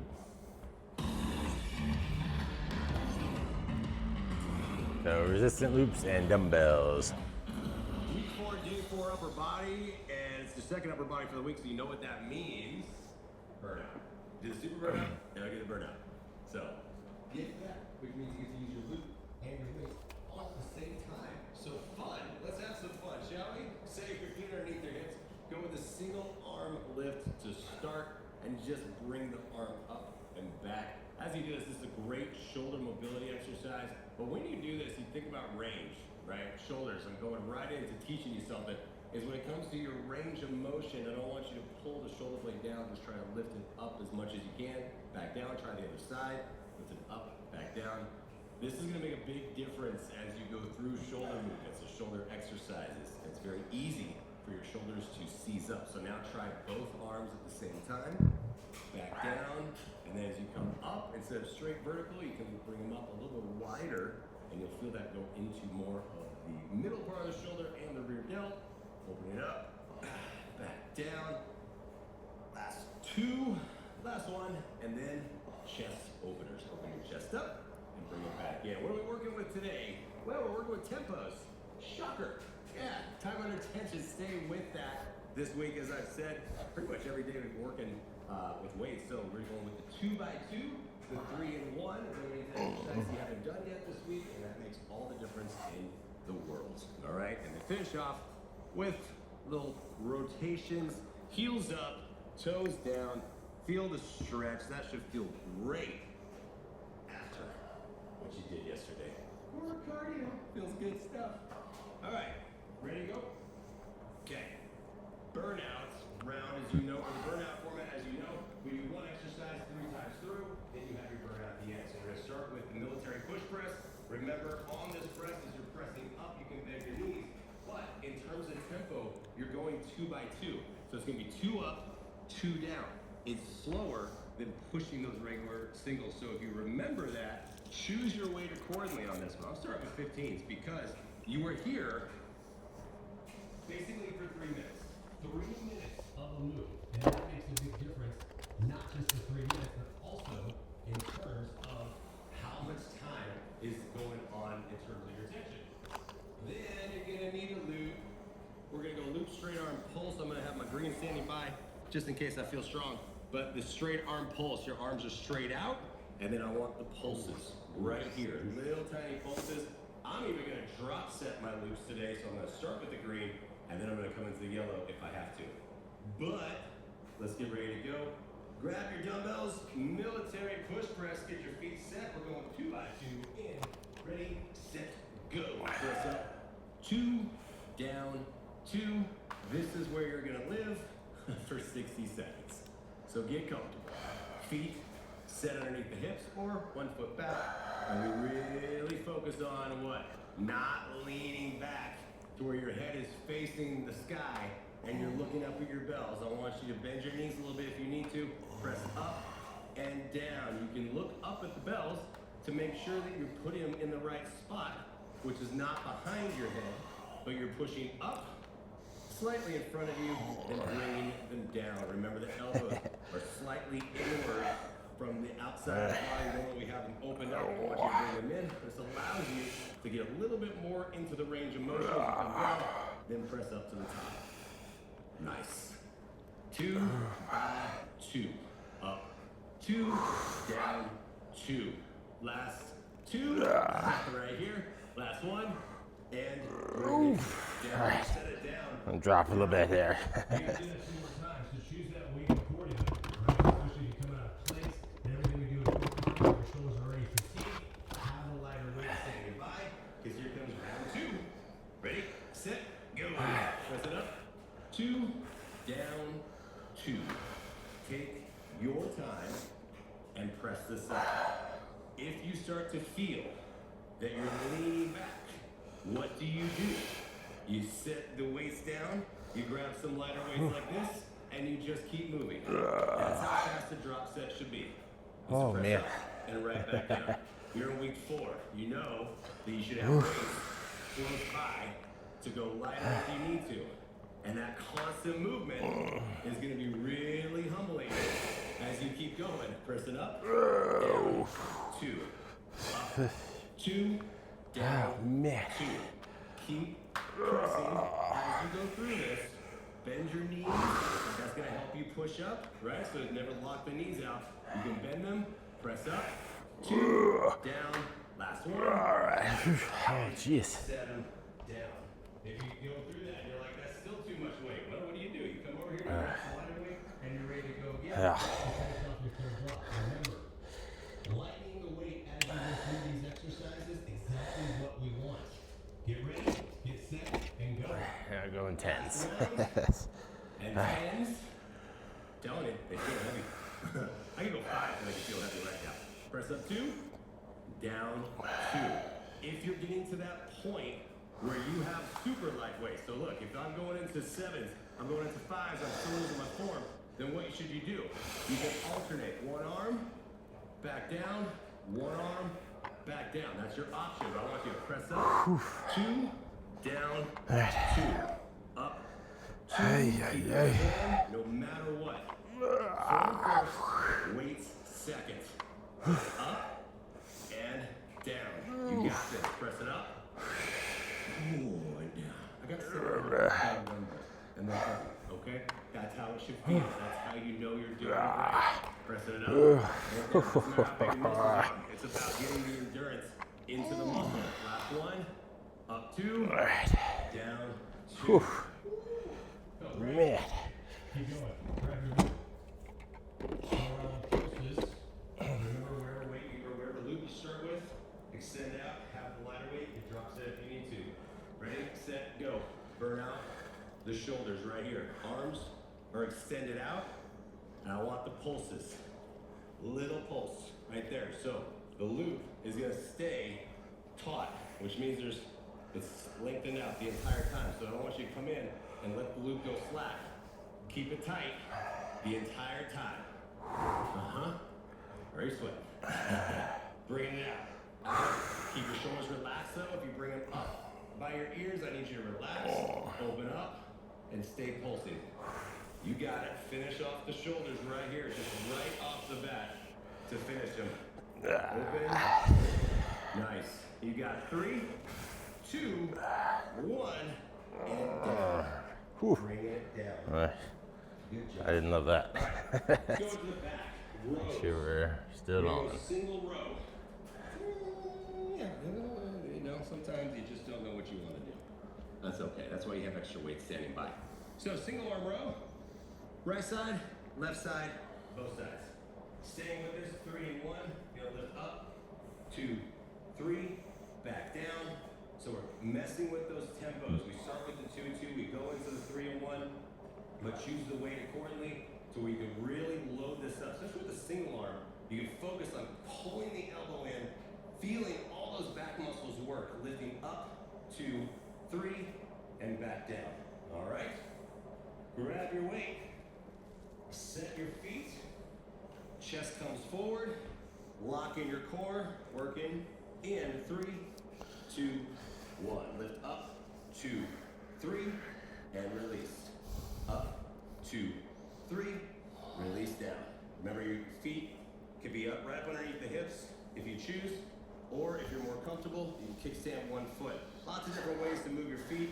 On this one, it's all about what makes you feel the most stable in your form. And then we're focusing on that, keeping the body as flat as possible. Chest is not moving, back is not opening up or turning.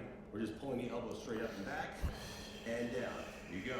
3, 2, 1. Back down. Feet are set wherever you want. All those options for you. Up, 2, 3, back down. Up, 2, 3, back down. Full release. But when you release, make sure the shoulder doesn't pull down. Just lifting up and down. You got less than 10. 2 more. Last one. Lift it up, 2, 3, and set it down. Little shake. Whenever you're bent over, you can lift up. Torso rotation helps lengthen back out. Go ahead and grab the weight. Get set to the other side. Get ready. Get set. Up, 2, 3. Remember your tempo. Up, 2, 3. No matter what you're doing, is always first. So think about the weight. Is the weight enough to where you can lift it up and back, not straight up towards the ceiling? If you're lifting like this easily, and that doesn't hurt in all these different places, you need heavier weight. Lift it up, 2, 3, back down. Up, 2, 3, back down. Eye line, still a few feet in front of you, not craning the head up. You've been doing this long enough now in the program. You know what to expect for this, so lift it up, 2, 3, and release. Full release.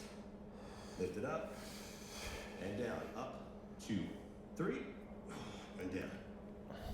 Take your time. Feel the squeeze. 3, and down. Last one. Up, 2, 3. You're gonna go both weights, so we gotta go both sides. I'm gonna grab our 20s, go into this. Sometimes when you do that unilaterally, go into bilateral, like, woo, I'm tired. Get set, get ready, 3 and 1. Let's go. Up, 2, 3, and release. When you release, you can feel, just like when we do a rotating row, you can feel the weights come down. And if you feel that pull in your back, your upper back a little bit, that little stretch, that's okay. But I don't want you to pull down to where now you have a curve in your spine. Lengthen out. Set your feet however you need to. Give me that 3 and 1. Up, 2, 3, back down. So much time under tension this week, and you should be feeling that difference in all these workouts. You know, you've already felt it in the upper and lower. I'm telling you, it makes a difference the second time around as well. Feel it up. Doesn't matter what you did last week. I'm gonna keep challenging you every single week. We're gonna change it up just enough to keep challenging your body. Bring it down. Up, 2, 3, back down. Last one. Up, 2, 3, and burn out. Set it down. Grab your loop. We're gonna go loop standing row. Arms out, pull up and back, and then release. 3, 2, 1. The difference on the pulse, obviously, is our arms were extended. But now I want you to extend out, create tension in the loop, and then pull up and back. Try to pull your shoulder blades back, and that is gonna lift your chest up as well. And keep your chest lifted the entire time as you lift up. Pull and back. pull and back. If you can, try to keep tension on the loop as opposed to bringing the loop slack like this. Keep tension and then open up, pull back in. Woo, how's your back feel? You good? Ooh, 5 seconds left. And 3, 2, and done. Whew. Put that down. All right, coming down to the floor for chest. And go into your chest press, 2 by 2. Grab 22 in. Got 22 in the heads. They work real well. So, on this move, you're going to do chest press, 2 by 2. And then you don't need any loops for the burnout because you're just going to flip over. And you're going to do that exercise that I know you love so much every time I say it. Is the negative tricep push-up with hand release. Yay! It's so much fun. So let's think about this on the press. Remember, we're going to keep our arms out wide enough to really feel into the chest. Then as you're going to push up, you're going to bring the dumbbells toward each other, but work on the 2 by 2. So go ahead and lift the weights up. Get set. Get your angle ready first. Get your feet, whole body's ready to go. Ready, set, go. Up, 2, down, 2. Up, 2, down, 2. Very repetitive. Almost drill sergeant like on that one. You can put a song to it if you want, but set the tempo. These tempos at this point, as you go to week 4, these tempos feel very familiar. Your body should just be getting used to them. So if I say 2 by 2, if I say 3 by 1, you're like, oh, okay, I know that one is. And you don't even have to really think about it. But if you still do, just count it out. As you come down, press up, 2, down, 2, up, 2. Try to stop right before your elbows touch the floor. If you need to, that is your resting point for a split second. I really want you to try to keep the elbows up as you press up 2, down, 2, up, 2, down. You got time for one more. Lift it up, back down, and set it down. Take your hands out, and then bring them up a little bit. So the chest opener. And depending on the weight, remember you can hold on to the bells, use the ground to help you lift them up. We're going again. Ready, set, go. Press up, 2, down, 2. Normally if you have super heavy weights, I wouldn't be letting you just lift the dumbbells up while you lay down. But with the lighter weights, as long as you have your elbow into the floor, use that little lever to pull the weights up and get your position. You're lifting heavier, you put the weights on the back. You keep your tempo. Down, 2, up, 2, down, 2. If you're getting to the point and you're like, this is too heavy, what do I do? I'll weights away over there. Remember, you have an option. You can go single side if you need to and alternate, and that's going to give you a little bit longer break. And I want you to try to keep both arms going at the same time. So work all of it. So drop your weight if you need to, and keep working. Down, 2, up, 2, down, 2. Lift it up. Woo. You got time for one more. Lift it up. And set it down. Those last few reps, I don't know, do you feel it? Every single time I start to get a little shake right here. My chest starts to go like that. Lift it up. Let's go round 3. Ready, set, go. Press it up. 2 and down. As you fatigue, what's going to happen? Shoulders are going to come up, and you're going to start to come straight in line. If you can see your dumbbells at the top, I can see them right over my eyelid. If I drop them, they fall right on my face. Don't do that. Bring it down over the chest. Never drop the dumbbells anyway.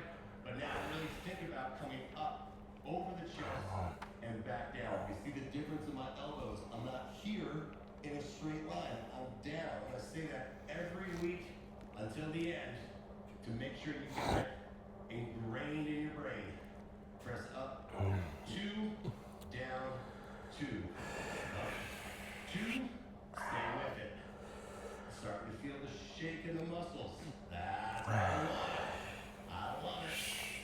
Down, 2. Got time for just a few more.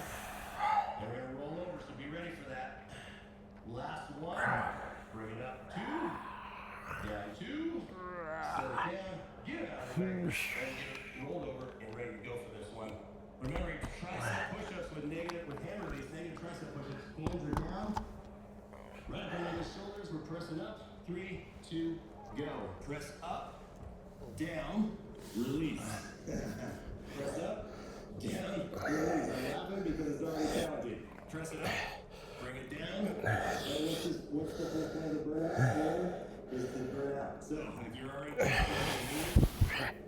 yay, let's do it. Down. Make sure whatever option you're doing, even if your knees are in, and you're doing macro tricep push-ups, just keep working on this right here. If this is where you started, let's think about, are you going a little lower in your push-ups? If you are, just keep working through it. Man. Back up, last one. Down, back up. Whew. Those are so mean. I know they're mean, but I keep doing it to you. And I'm going to keep doing it to you. All right, finish off block 4, biceps, hammer curl. Hammer time. 2. We're going to go single side. We're going to go just like we did on the row. One side, other side, both sides. There you go. How do you feel? Feel strong today? Feel like you go a little heavier? It's up to you. Remember, you're going to go double dumbbell at the end. So stick with that. 3, 2, 1, and down. We did the bicep on the first day this week, and we just did a regular curl. Now I want you to go hammer. So you remember, change your grip, bring the neutral grip, lift it in and up, still focus on keeping the elbow pinned in. Use your other hand to make sure of it. So let's get set, let's get ready, and let's curl. 2, 3, and down. Up, 2, 3, back down. When you go through hammer curls and bicep curls, especially hammer when you have the dumbbell, turn this direction.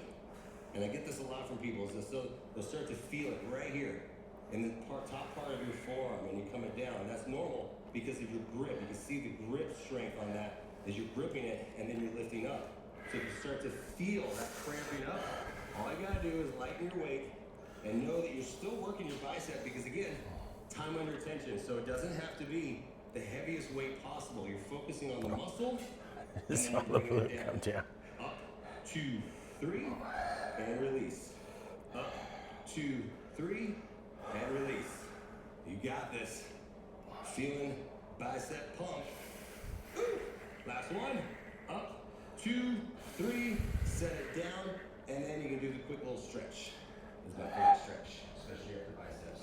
Bring it down, open up, other side. That balloon's been up in the ceiling for 3 weeks now. Finally coming down. 2, 3, right back down. Grip and forearm strength. Get that question all the time, right? This is how you build it. This is just keep working. You just pick up heavy things. That's how I've been taught. When I was coming into the weightlifting world, I'd ask my mentors, how do you get your grip strength better? And they're like, go pick up that heavy dumbbell. Okay. And they said, hold on to it for as long as you can. And that's exactly what we're doing. We're not be picking up the super heavy dumbbell, but we're holding it for a very long time. And you should feel a difference even into the 4th week as your grip strength has also improved. Sometimes it doesn't feel that way, but you just lift up, 2, 3, back down. Trust the process, just keep working through it. You got this. Up, 2, 3, and down.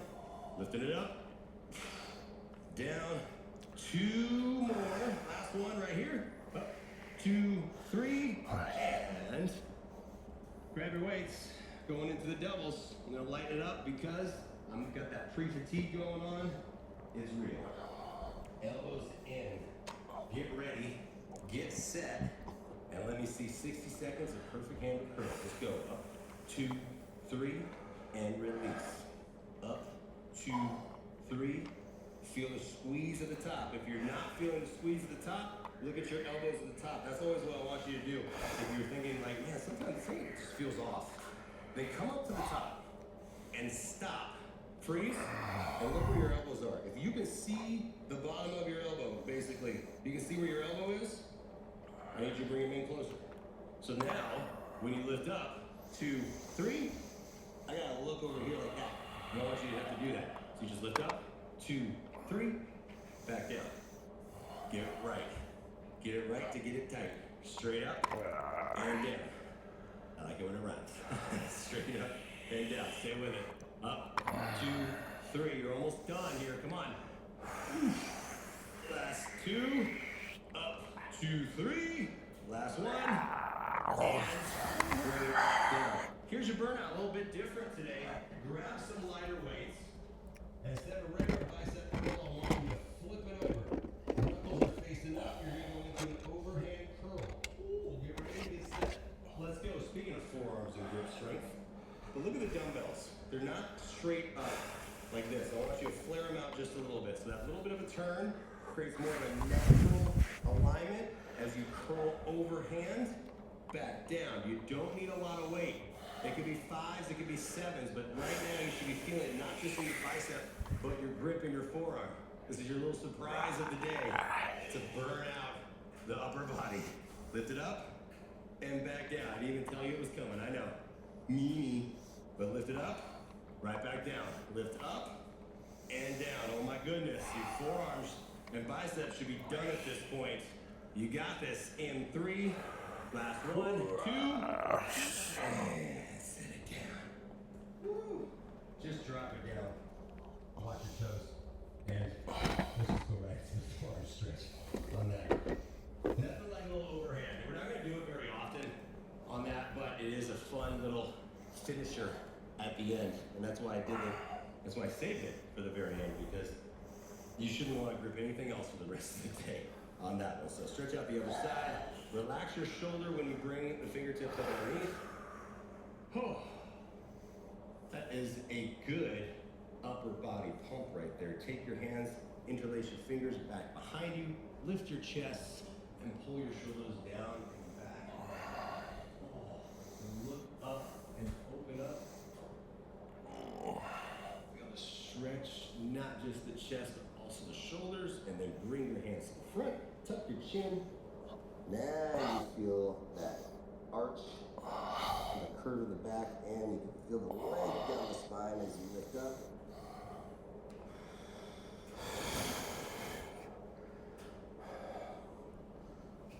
Roll around. Nice little shoulder stretch. Bring it down. Let your hips out to the other side. Tell you, the upper body workouts, they're sneaky. They sneak up on you. You're kind of like, oh, upper body. Okay, we just did lower, did core cardio. You're like, that's not bad. And then you do the upper body, and you're like, you get the T-Rex arms. That's how you know you did a good job. So, nicely done on that one. Upper Good body's job. done. You know what that means? Lower body's tomorrow. So, shake it out. Hello, all right. So we are working on week 4, day 4. So week 4, day 4? Week 4, day 5. Is it day 5? I said, yeah, day 5. My bad. If you don't know, so it's 25-minute speed train. Sorry, if you don't know, my name's Kevin. Trying to get back in shape, get rid of the dad bod, get the bad bod, muffin top to flat top. Any other thing you can think of that rhymes or sounds good, use that. 44, trying to get in shape, all that good stuff. Dad, husband, busy, all that. Down over 30 pounds. I feel like I'm done well this past week, losing weight. So we'll check in here soon on that. Go and subscribe, follow along, and let's see how it goes. All right.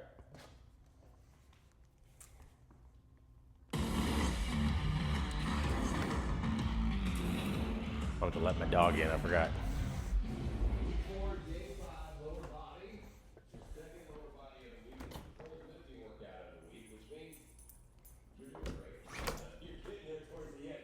We gotta get work on this one. It's a super burnout, so you're gonna do all your weights up front. We're gonna save the burnout till the end. So let's get into the warm-up. Take your feet wide enough where you can sink down into a catcher. As far as you can go down. Can you go a little lower every single week? Are you working your mobility? Are you doing your flexibility? If you are, then this should be getting a little bit easier, and this should feel good. As you lift your chest up and you lengthen out, and you feel everything start to open up, and you shift your body weight side to side, and you get to the point where you just, this is like your hangout spot, where you just want to hang out. Then you take one leg out, hamstring stretch, heel down, toe up. That works. Sinking down and back. Lovely. And then shift to the other side and down. Oh my goodness. I don't know about you, but I still feel my hamstrings from the first lower body workout, which is good because we're going to do that again. Like all kinds of junk. So bring it back, step it again into your catchers, and then let's go into the straightened deadlifts. So come up, try and push your hips up, and then right back down. That little dynamic movement should be a little bit easier, and you can go a little bit higher. Start going, down, back up. It's okay if you have a little curve, a little arch in your back as you come down. Good though. Last one, stand all the way up, and then take one leg back, step back into a long lunge, heels off the ground to start, get set and comfortable, and then push your heel down towards the floor, and then you can shift your body weight forward, hip flexor, calf. Woo, that feels lovely. And switch, bring it back, get set first, have your balance, and then push your calf down, shift to the front. Good to go on that. Woo. Okay, we good? You all right? Okay, let's get to work.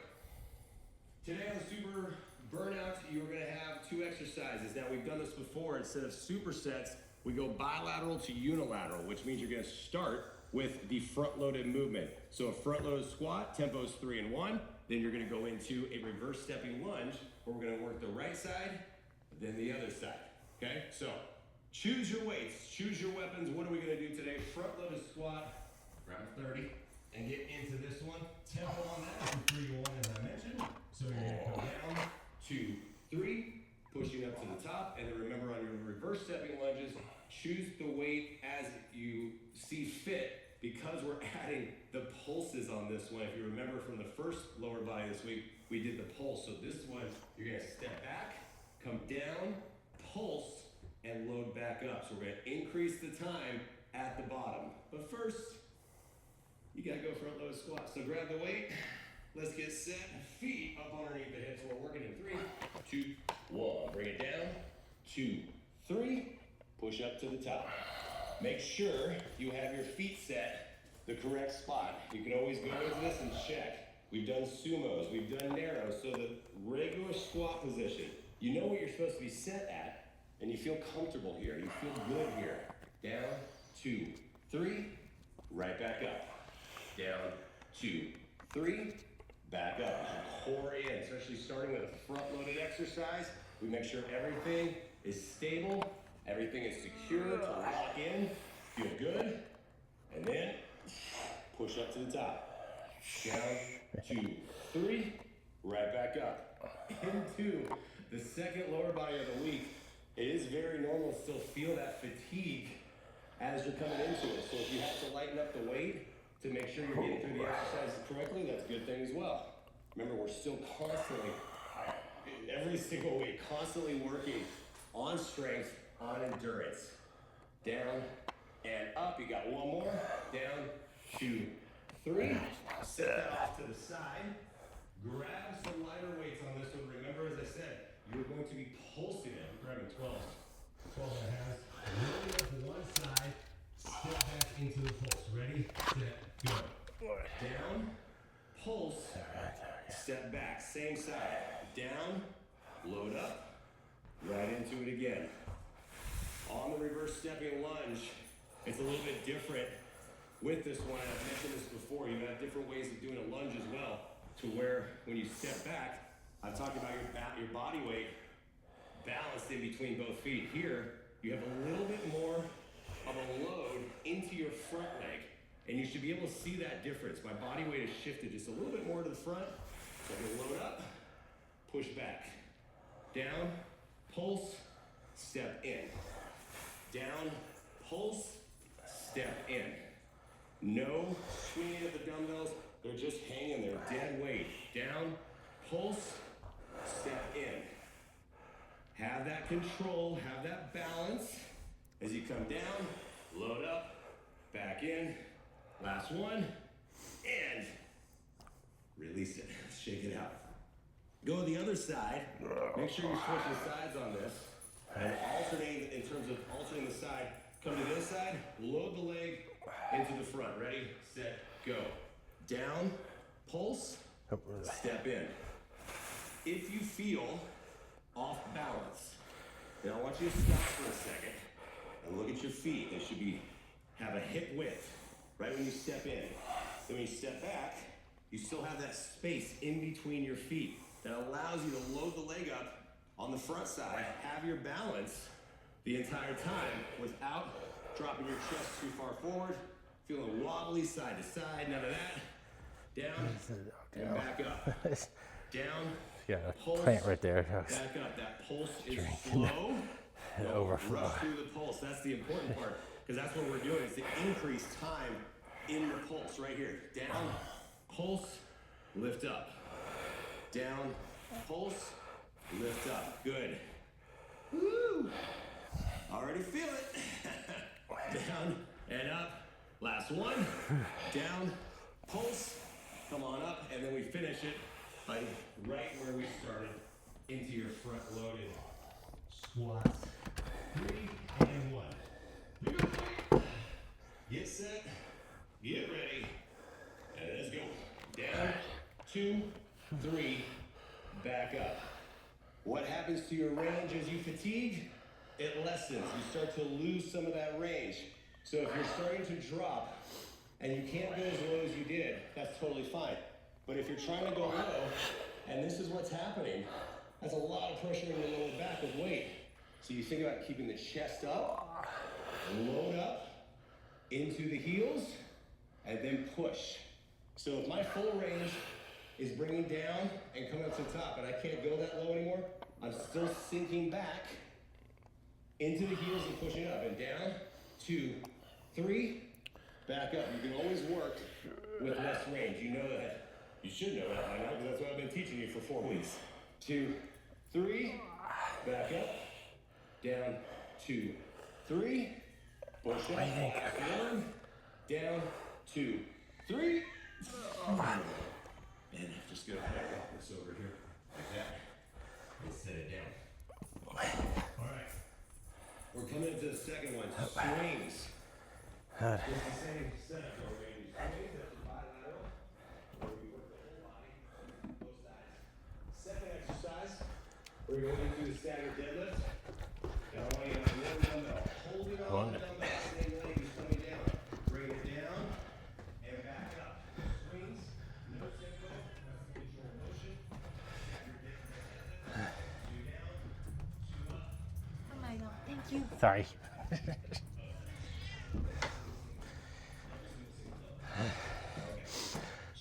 That's right. Get your feet wide up so you can sink down. Well, I've asked. Bring a bottle up before I started. I forgot. Create momentum with the weight. Yeah. And then back down. Let's grab the weight. Yeah, we're good. Get set. Get ready. And go. Down. Lift up. Take your time. And remember, do not rush through this by letting the weight swing down as fast as it wants to. You control that deceleration as you come down and back up. The way you do it is your lower body. Your lower body is your answer for this exercise. And that's why we bring it in here, and we're gonna do it every week to make sure you're dropping down and you're squeezing your booty at the top. Down, lift, and then you bend your legs as you come down and up, down, up. Core is locked in, protecting your lower back. Don't drop the chest. Don't let your chest just fall towards the floor. That's where you're gonna feel a pull in all the places you shouldn't. Nice. Stay with it. In. 3, 2, 1. Let your legs bend down to lose that momentum. We're gonna go right into the staggered deadlift. I'm gonna hold on to the 25. I'm gonna stay with it. And then we go into a 2 by 2. Stagger your feet. Deadlift down. Ready, set, go. Down, 2, up, 2. Down, 2. Feel the weight difference. Think about how the weight feels different from when you do a double leg deadlift, which we did the first week, the first lower body workout this week, to the single. This is why I like this one. I feel I can get a little bit deeper into the range, a little bit more into the movement right there, and then right back up. And it's less weight. less weight than I had on the double leg. That's why I like the unilateral exercises sometimes, because you can feel it just a little bit more, and there's even less pull anywhere else. Down, 2, up, 2. Doing great. You got time for one more right here. Down, 2, up, 2. Set it down, shake it out. We're gonna go to the other side first before you go back into your swings. So get set, always have your balance, grab the weight, get set, get ready. Well, let's go. Drop it down, bring it back up. Drop it down. And just remember the kickstand, that back leg really doesn't have much weight on it. So if I was to float the leg, I could still do it because the weight is not there. It's just for balance. All the focus right now is your front leg and really focusing on pushing back, not letting your shoulder drop down. Again, this is like a deadlift because your upper body is dead. It's not doing anything. It's just holding the weight. Your bottom half is doing all the work. Bringing it down, 2, up, 2. Down, 2, up, 2. You got it. Ooh, goodness. This leg is shaking a little bit. That's how you know you're doing good. Straight down, straight back up. Last one right here. Down, 2, up, 2. Good. Set it down. Get ready. We finish this off with the swings, and you're gonna feel the difference after those 2 deadlifts of really pushing. So again, choose your weight as you need to. Bend your knees, grab the weight. Let's go. Bring it down, lift up. Down, lift up. If you are dropping your chest down low, keep moving. But think about it, if your chest is down low and your butt's up high, this is what you look like as you're trying to swing. That is all in your back right now. Gotta get into the legs. Use your legs. Down and up. You know by now that all of these exercises work together and for 25 minutes, and that's how they're effective, but you gotta do them right. So take the time to get your form locked in. Even if you fatigue, what do? You lighten the weight to keep going. Down, lift up, down, lift up. Woo! Hammies and booty. I'm feeling that. Down and up. You got it. A few more. In, 2. Last one. And safely come down. Use the momentum. Set the weights down. Woo! Goodness. Whew. All right. We're going a little heavier. Dumbbell calf raises. First exercise. We're gonna go slow. We're gonna go controlled. 2 and 2. Lift up 2 and down 2. Then you're gonna go into a front loaded lunge. Slow. 3 and 1. So 2 and 2, 3 and 1. Front loaded is the second to last exercise that you're doing. So choose the weight.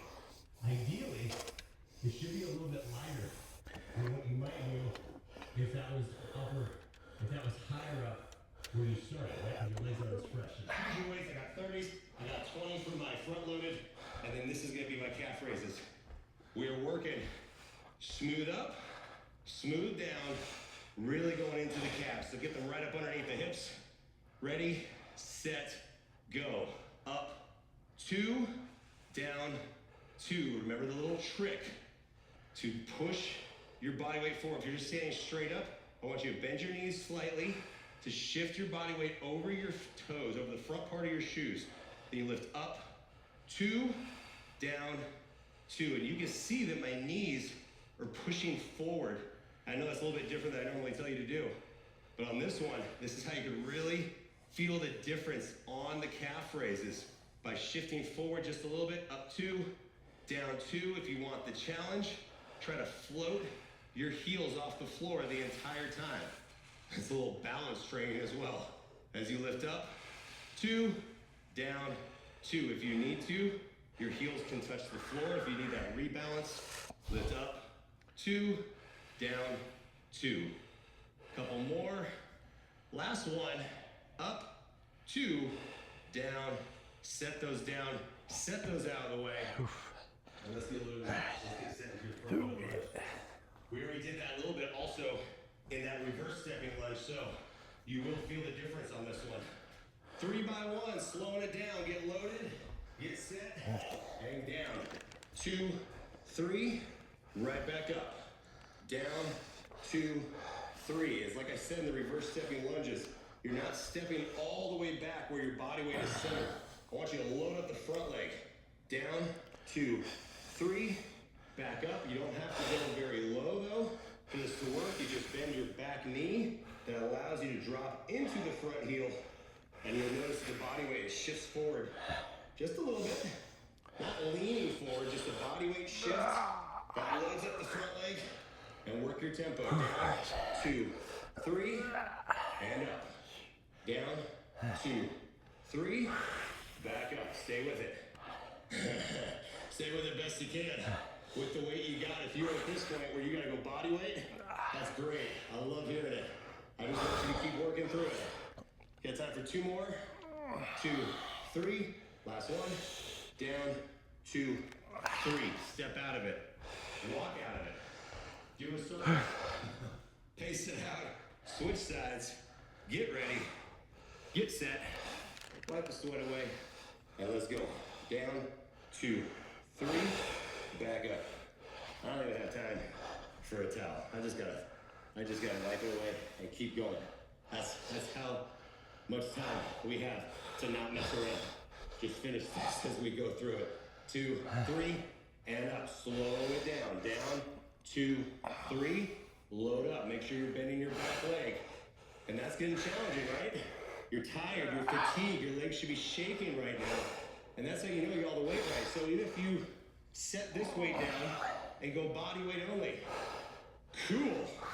I love it. If you tell me, as you're going through this program, Joel, I have to go body weight only at the end of every single weighted workout, I'm gonna be really happy with you. Because that means you are pushing yourself. Lift up, stay with it, less than 10. 2, 3, woo. Last 2, last 1, and set it down. Dumbbell calf raises to finish off. Before burnout. So grab them, get your feet set right up underneath the hips. Ooh. Okay, here we go. Get set, get ready. Let's go. Up, 2, down, 2. Get your feet set. If you lift up too fast, you will find that you come down quite quickly as well.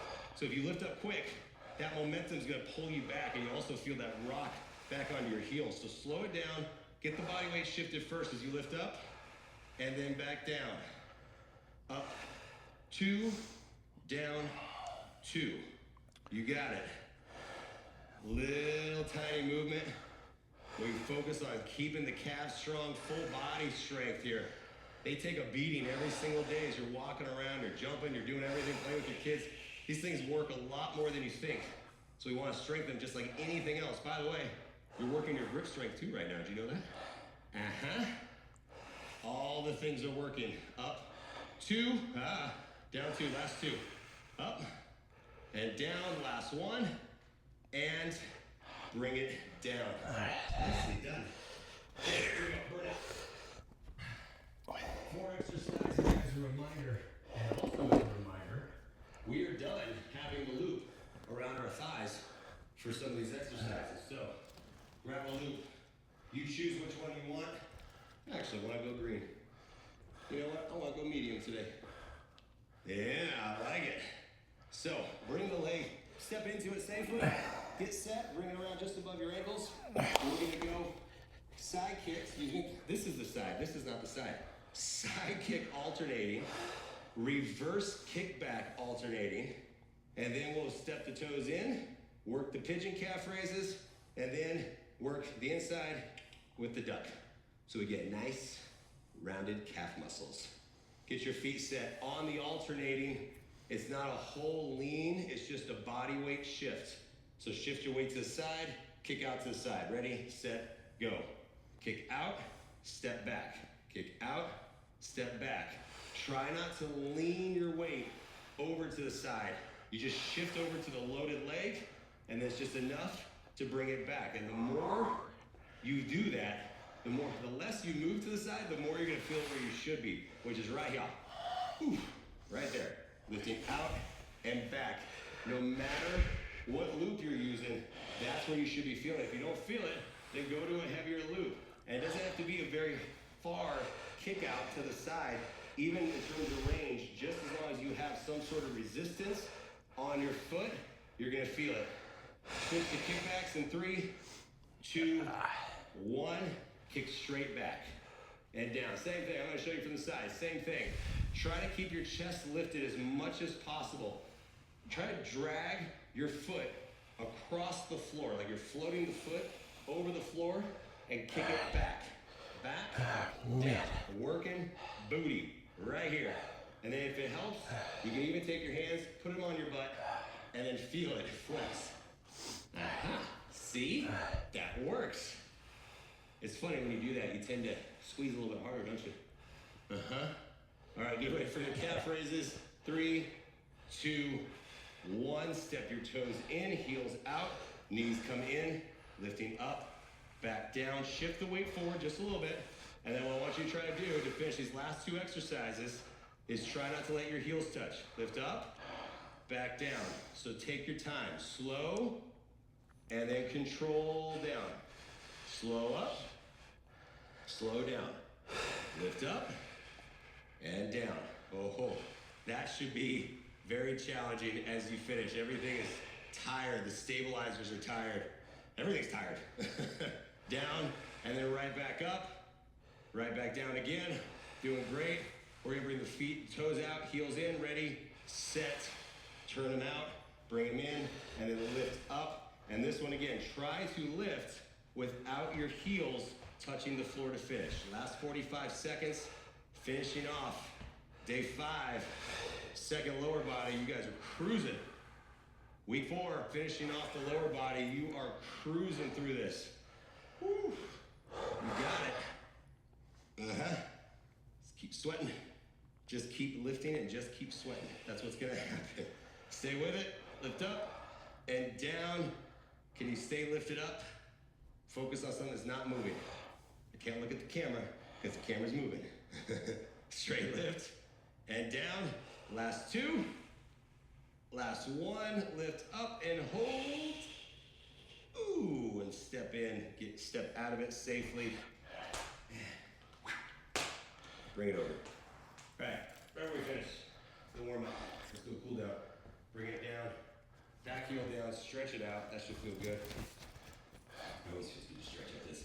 And then shift the body weight forward. If you're able to, when you shift your body weight forward, try to tilt your hips towards the front, tilt your pelvis towards the front. And if you can keep your heel on the ground, great, but hip flexor stretch all the way down. That's nice. And then take the body weight, shift to the back leg, heel down, toe up, and stretch out your hamstring. Come down as far as comfortable. Whew. Wipe the sweat out of your eyes, face. Reach down if you can.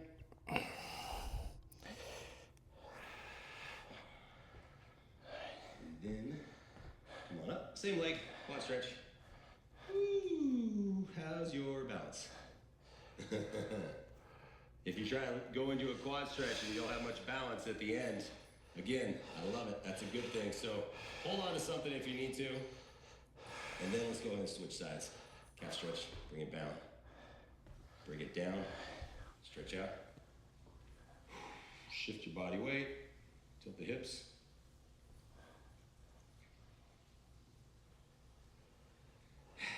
How you feeling? Good. Hamstring, bring it down. Oh, goodness. All this way. Feeling pretty good on that one though. Last but not least, quad stretch to finish off. Get your balance, heel to butt, hips to the front. You doing good? Doing great? It should be, because it's over. Coming up, week 5.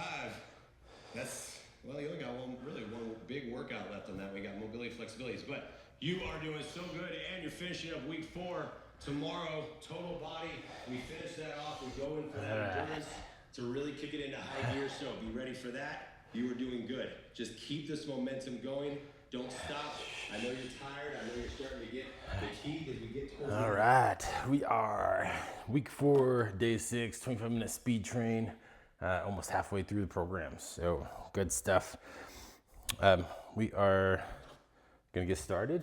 And yeah, if you don't know, my name is Kevin, 44, trying to get rid of the dad bod, the bad bod, get the muffin top to flat top, tone top. I don't know what else. I don't know what rhymes with that, but anyway, everything is going good with the 25-minute speed train. A lot of fun, good workouts. Subscribe, follow along, see if you got any tips, tricks, or ideas. So let's get going.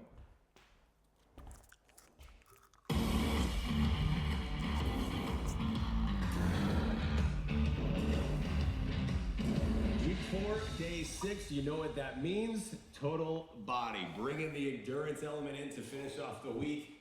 And it's a big one. It really is. We're going to get right into it. All you need, though, remember our weights, no loops, so let's step in. Feet right up underneath the hips, so get into the warm-up. I want you to start out into a side lunge, and as you go into the side lunge, bring your opposite arm into a T as you reach up, step out, step the other direction, and you can start by bringing one arm first, and then as you need to, as you can, then you can bring the other arm up and start to go into that T twist. Everything is going to be a little tight, though, because what you did yesterday, you did lower body.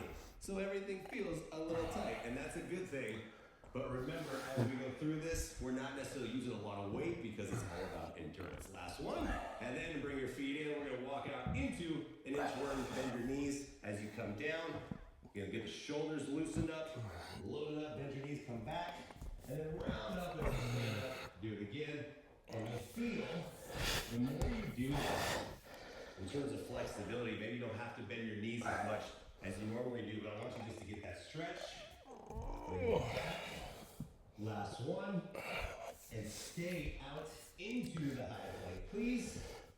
Push back into the downward facing dog, and then you come back into the plank, and round your stomach, round your back up, and come into the plank. Push back again, and then round your back up, and just roll into it. Bring it back. Roll again. Oh. Feels it. Last one. And good to go. Alright.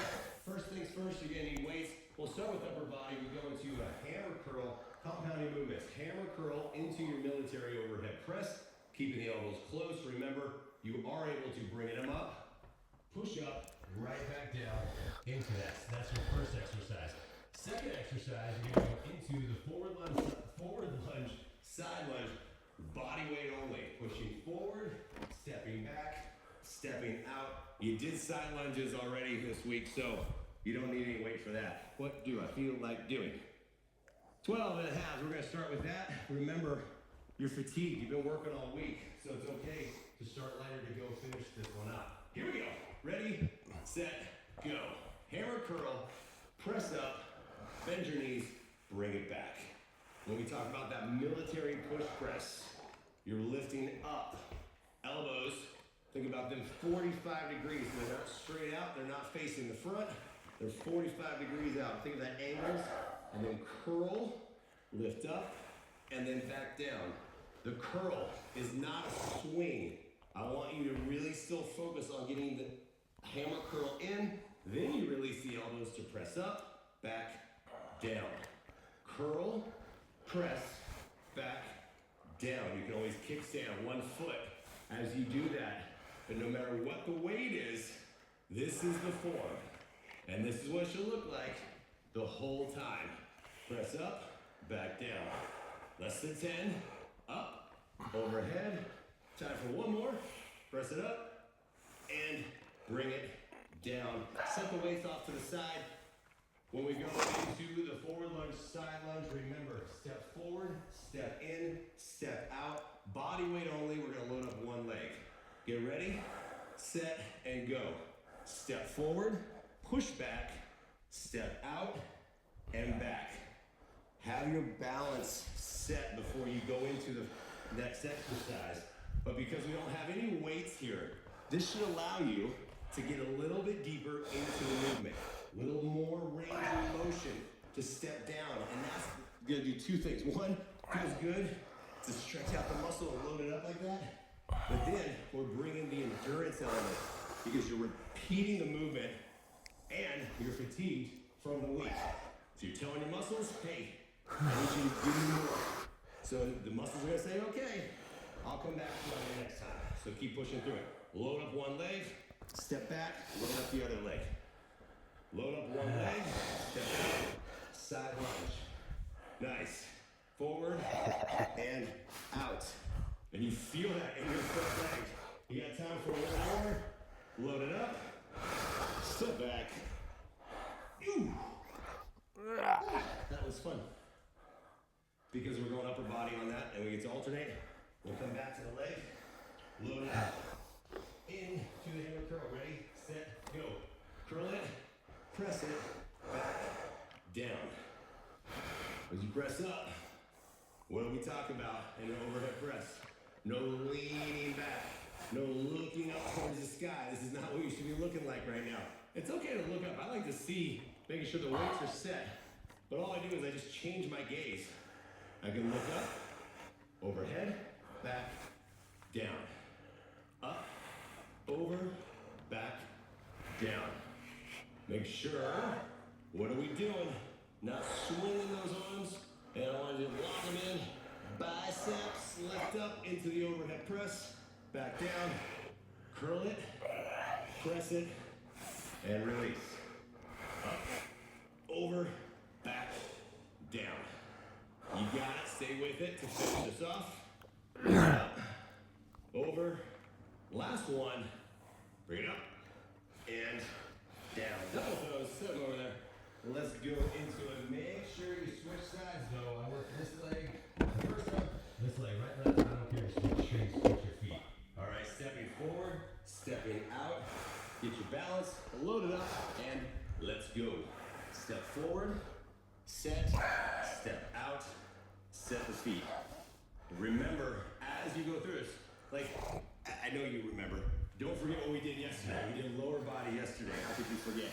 So you're gonna find as you go through these, and one side is always a little bit stretchier than the other. Right now, this side is not stretchier, so I'm having trouble on that. I can feel that I can't go as low into my side lunge as I can my other side. That's totally fine. Take your time and just focus on loading up the leg the same way. So step, load up, then push. Same thing on your front lunge. That's why we work through this, mobility, flexibility, and working these moves through endurance. Out, back in. Less than 10, step it out, step it back. Out, one more, bring it out, bring it back, and, oi! Time. Here's the good news. You're done with weights for the rest of the workout. That's the only news I got for you. So, first move, narrow squat pulse into a regular squat pulse. Feet right up underneath the hips for the narrow squat. You're gonna squat down, pulse once, step up into the regular squat, pulse once, and then alternate sides as you do that. Second move, we've done the high plank with the leg lift and the knee towards the elbow. We're gonna do that again. We're just gonna add on a high-low. High plank, walk down, push up, pike, into knee to elbow. I didn't want to get down because that's more work.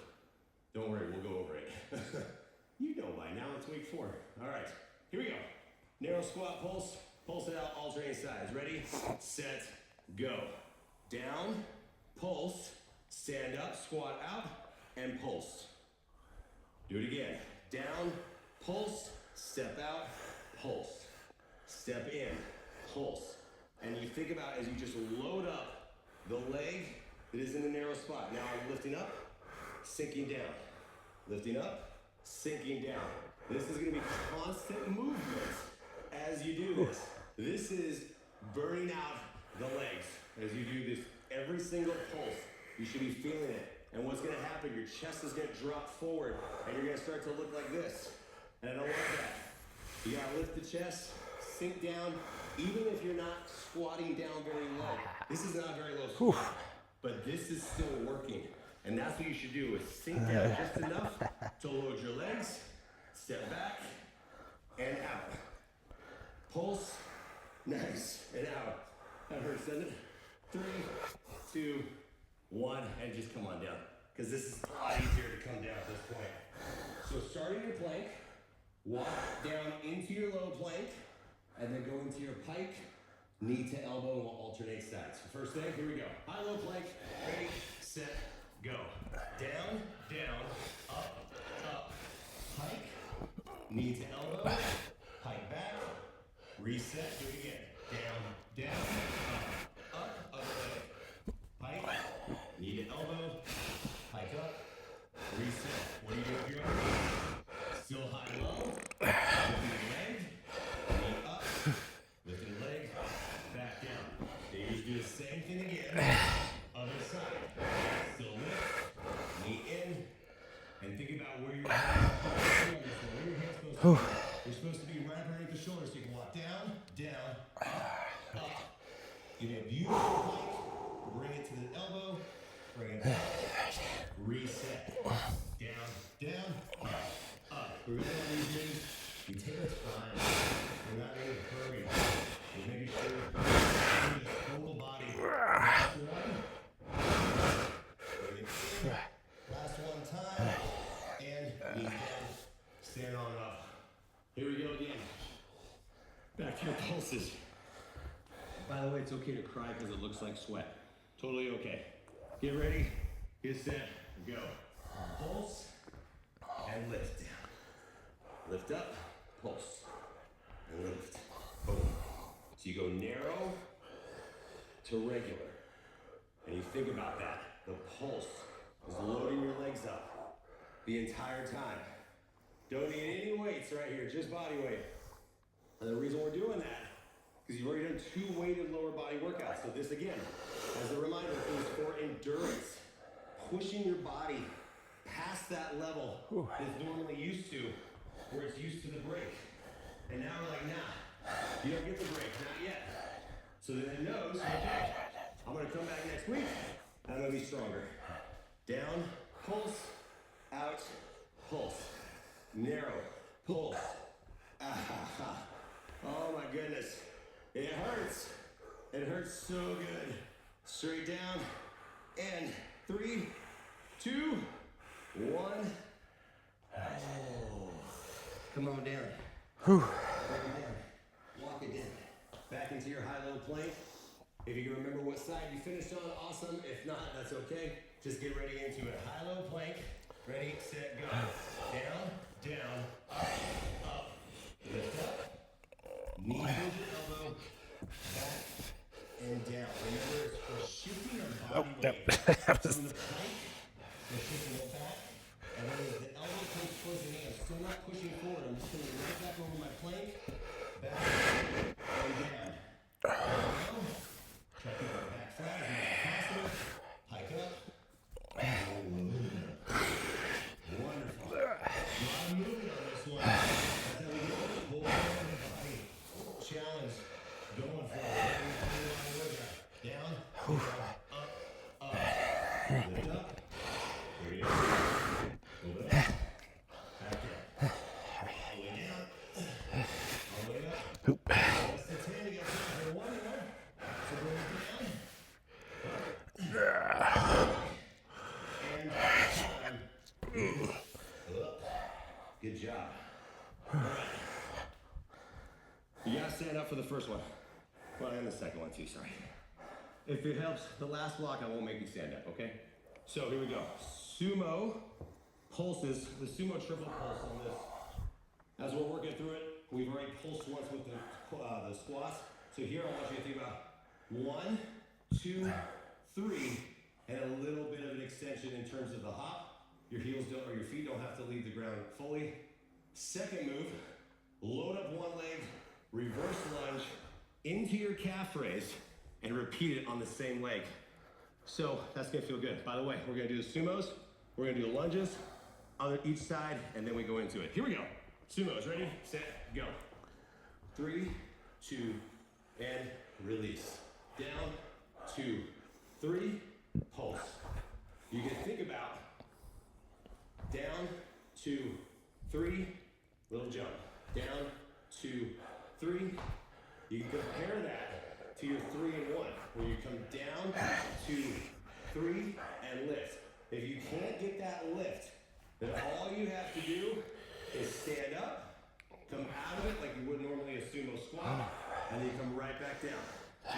2, 3, lift up, down, 2, 3. But try to give me a little baby pulse, and then come up, down, 2, 3. Ooh, it hurts. So good. Nice. Less than 10. Down, pulse it, and 3, 2, 1. Step out of it, shake it out. Reverse lunge into the calf raise. We're gonna go one side, then the other side, then we'll finish off the sumos. So set your foot. One foot, get ready, get set, then go. Sit down, load it up, and back. On this one, this is where I want you to step back to where you get your body weight centered in between both legs. So you load up, then as you come up, you're shifting your body weight from the middle to the front. Middle, front. And you'll feel the difference of the body weight shift. And that means you gotta step out your back leg far enough to where you can load it up, step down, load up. Slow, control, take your time. This is not for speed, by the way. We're not going for time in terms of how many you can get in 60 seconds. I just want you to get it correct. Every single one. And if you go fast on this one, you gotta lift heavier next week in those lower bodies, because right now, this is not easy. Lift and down. We got 2 more. Last one. Bring it down. Woo. Switch sides. Let's do that. Check it out. I don't know if it helps, but it helps me mentally. It makes it feel like I'm doing something. Switch your feet. Get set. Get ready. Let's go. Down. Lift up. Step back. Lift up. Same thing. Other side. All you gotta do is focus on what should I be doing. It's very easy as you repeat to want to not step back far enough and shift the body weight to the front, because that's easy. So don't do it. Focus on the hard thing right here. Staying back, lifting into the calf raise. Down, calf raise.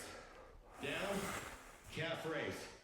Slow and controlled is what's gonna win this one right here. Down, and everything should be a little shaky. The stabilizers are firing. They're tired. They've been working all week, especially yesterday.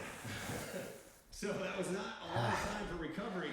You're gonna feel that as you try to lift up into your calf raise.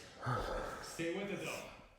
You got it in 3, 2, and 1. All right. Finish it off. Sumo triple pulse. And then we'll get one more block to go. Here we go. Bring them out. Bring them hands up like you're praying to get rid of it, for it to be over. Go. Pulse it, and then lift up. Down, pulse 3 times, lift up. You see that arm movement, whatever helps you. You don't have to bring your arms. This is just a little bit of movement if you're used to jumping. You don't have to jump, but you can keep your hands right here. A little pulse. I just want you to think about having your hands somewhere so they're not just hanging. Because if you're hanging forward, you're gonna start to drop forward. Remember to give me the 3 pulses. Come out of it. Stand up out of your squat if you have to. And then you're coming back down. Pulse. Down. Pulse it out. Down. Woo, yeah. Okay. Give me the pulses to the end. Come on. Pulse it. Lift it up. You got this. Remember, you get mobility, flexibility, rest day tomorrow, so you gotta earn it now. Less than 10. 5 left. Come on. Down. In. 3, 2, 1. Step out of it. And just give me a little giggle because it feels so good to be done with those. All right, last block. Coming down to the floor. We're going into the tricep push-ups, pushing back into a frog. We've been working on those The second exercise, going into a low plank with hip drop. So here's the setup on this one. This one, I want your feet together. And then when you come down into the hip drop, your hips are gonna come to one side, and before your upper body turns, you're gonna lock in the obliques to come up and drop to the other side. Little tiny movement there. Really dialing the core, everything, shoulders are working too. But first you gotta do those tricep push-ups that you love so much. Remember, knees or toes pushing into the frog, so your feet are gonna come wide. Ready, set, go. Tricep push-up, push back into your frog. Take your time as you push back. Push back, frog. Nice. If you're on your knees for the tricep push-up, you're still pushing back into a child's pose, and then you come back. And no matter what you're doing, on the tricep push-up, y'all want to see a micro push-up, a regular push-up, but remember, through this, by the end, you should not be able to keep moving on your toes, because that's where the endurance kicks in. Bring it back, and push back. Take your time. Bring it down. Full range. Push back in your toes. Full range. Where your chest is going to almost touch the floor. Bring it down. Squeeze the elbows in. Nice. Almost there. In 3, 2, 1. Push back. And then come back down. Low plank hip drops. Now remember, set up on your shoulders, low plank, toes, feet come together. We're gonna drop to the side. Ready? Set, go. Little movement. This does not have to be very much of a drop. Knees, you can still turn your hips just enough to where your whole body, you feel like your whole body is going to start to fall. I am sweaty. This is where the challenge comes in. Whole body stability. As you bring it over, down, lift up, and down. If your hips are coming up and your butt's up in the air, I'm sure it looks great, but I need you to bring it down and hold it right there. Dropping it around and back. Again, this is supposed to be challenging. And you hold it there, and I'm on my feet right now. I can still feel it. My obliques are locked in because they're doing all the work. Bring it down, back out. You've got less than 10. Man. And you got 3, 2, 1. And sit down. You got a tricep push-up in your frog. You only have 2 minutes of work left. Okay? We can do this. You and me, we can do this. Let's get ready. Get set, and let's go. Feet out, bring it out, push it back. Bring it down, push it back. Take your time. If you're on your knees right now, you're not still rushing through this. And you're not pushing forward enough that you're going to feel that tricep push-up pushing forward with your shoulders. So make sure you set forward, let your knees come in a little bit more to allow you to go push-up, tricep push-up, back into your child's pose, tricep push-up, child's pose. You got this. Let's finish this up. Bring it down. Elbows in as much as you can. Just that. Nope. Elbows. To finish this up, I'm not going to stop. I'm just going to drop one level down so I can keep going. That's the endurance. Is to keep pushing to the very end. 10 seconds left. Push back and down. You got it in 3, 2, 1. One more to go. You got it. How's this feel? It's everywhere. Elbows underneath. Drop it low. Mike's a mess. I'm a mess today. We're finishing this though. Get ready. Get set. And let's go. Slow and controlled. In a plank, so many people focus just thinking it's their abs. I want you to squeeze your butt, squeeze your legs, squeeze everything, tighten everything up. And that's going to create a really stable platform to work from. And that's what you should be doing right here, is keeping that stable platform. And you can see, as the hips drop, you're going slow. Because if you start to add momentum, it ain't going to be pretty. You're going to start to roll off to the side. So really keep it locked in as much as possible. Side, bring it up. Side, Breathe. Just look at your hands. Look straight down. You got this. You're almost done. Coming up. Woo. Are you shaking? My core is shaking like crazy. You got less than 10. Come on. Finish this in 3, 2, 1. Push back. Let's just stay here. Push back into a child's pose. You are really good by bringing your hands down and then just sitting down, reaching your fingertips across. And just trying to break your body. Whew.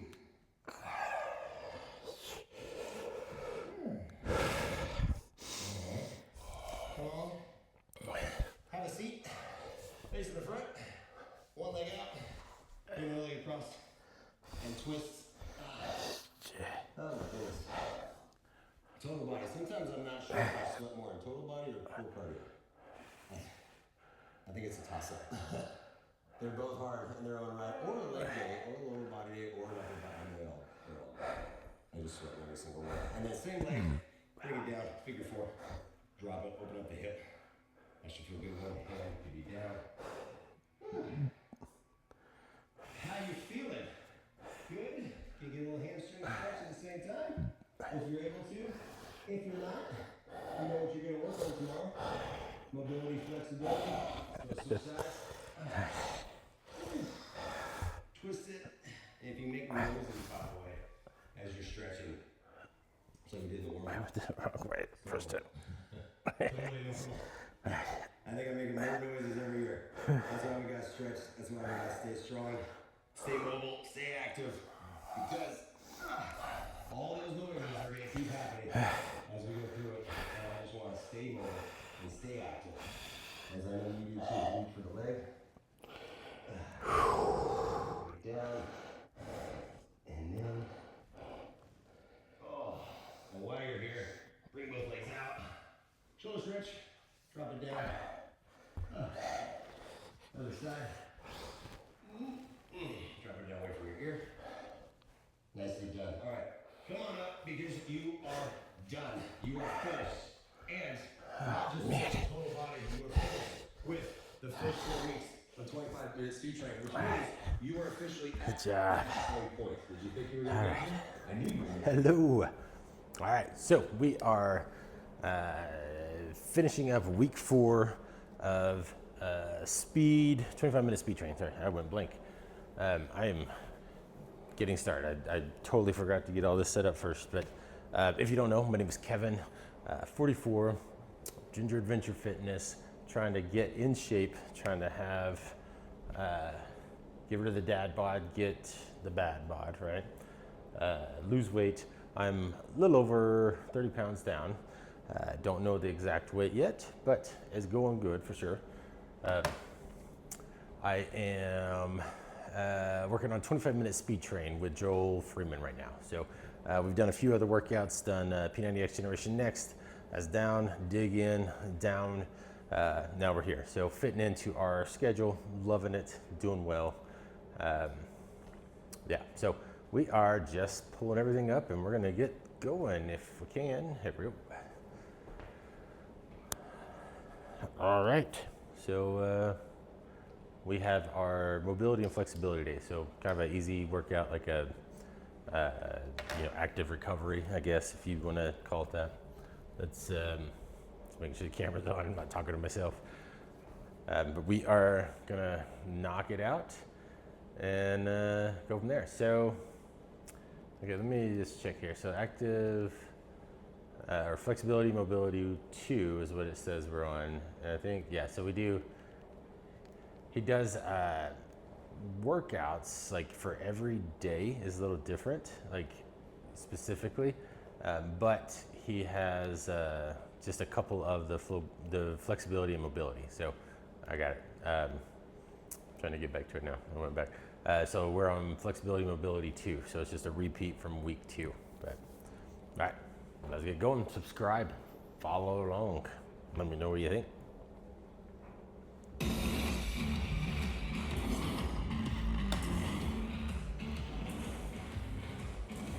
have been doing so good for the past 6 days, and you know what that means? It It means that we need to stretch. You've been working all those muscles, everything. So that's exactly what we're gonna do. We're gonna work on your flexibility and we're gonna work on your mobility. So come on down to the floor if you're not already there, and then you're gonna lay down on your back, and we're gonna bring our arms up overhead, and really try to think about this. I want you to make yourself as long as possible, like someone's pulling on your hands and pulling on your feet, and then think about as you lift your chest up, you can also start to feel your lower back come off the ground, right? We always talk about keeping everything nice and tight, but here I want you to try to lengthen out as if two people are pulling you apart, and maybe think about getting a little bit taller. I would like that, just a tad.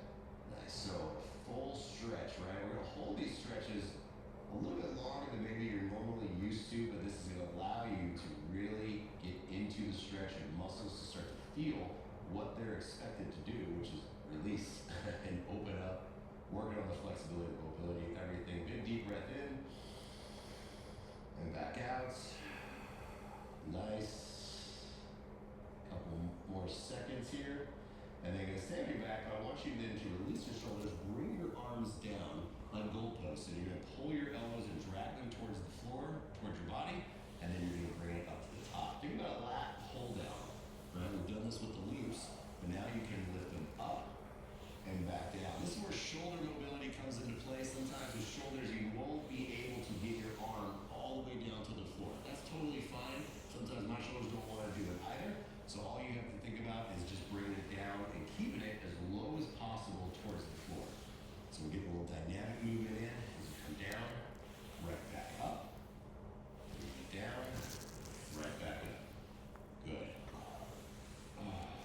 Feel that. It should feel really good as you go into those moves, right? That's nice. Good job. You got time for a few more. Extend out overhead and take your time on these stretches as well. You're here for a while, so we want to get everything we can out of it. Last one, and then bring your arms into goalposts and start to rotate your hands down towards the floor, bringing them back. Again, shoulder mobility. What you want to try to focus on when you do this is can you keep your elbow on the floor and then tap your hand on the bottom and then tap the back of your hand on the top. If you cannot, again, totally okay. If you just go down as far as you're able, but the more you do this, just like anything else, the more your body will respond, and eventually you'll surprise yourself with your mobility as you do that. But for right now, just do the best you can and just take your time on this. Don't force the stretch. We never force anything. In the world of exercise, usually force means injury, right? So take your time on this and just keep moving through it. You'll also feel as the more you do it, the more maybe a little bit more range is coming. Maybe. It's very possible. Nice. Got a couple more. Last one. And then I want you to go ahead and take your knees. Bring them in towards your chest. Give yourself a hug. Wrap your arms around them. However you're able to. It can be your hands. It can also be right up into your elbows. And then let your head rest against the floor. Tuck your knees in and then just think about a little bit of movement side to side. Just a little, not a big rock, just a little rock. But you feel that stretch, right? And now we're lengthening out the spine. Feels so good. I could just stay here all day. Well, there's a lot of stretches I could stay in all day. All right. And now go ahead and take your knees, let them fall off to one side. Bring your arms out into a T position, and you'll feel as your bottom leg comes to the floor, that top leg might not, and that's okay. You see I have space. This comes into how tight are your glutes, how tight is everything, and if your knees come together, fantastic. I'm really proud of you. Mine do not. That means I need more of this as well. All right, and then let's go ahead and switch to the other side.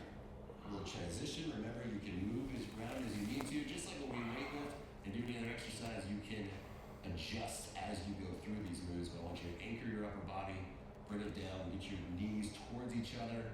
One side might be a little bit better than the other. That happens, just like me. The same thing. You can feel that is bringing it down, but we're not going to force it. You just want to think about letting the knees come down. That's the static part, and now we're going to bring a little dynamic movement into it by going to bring the knees up, rock them to one side, and then back to the other side.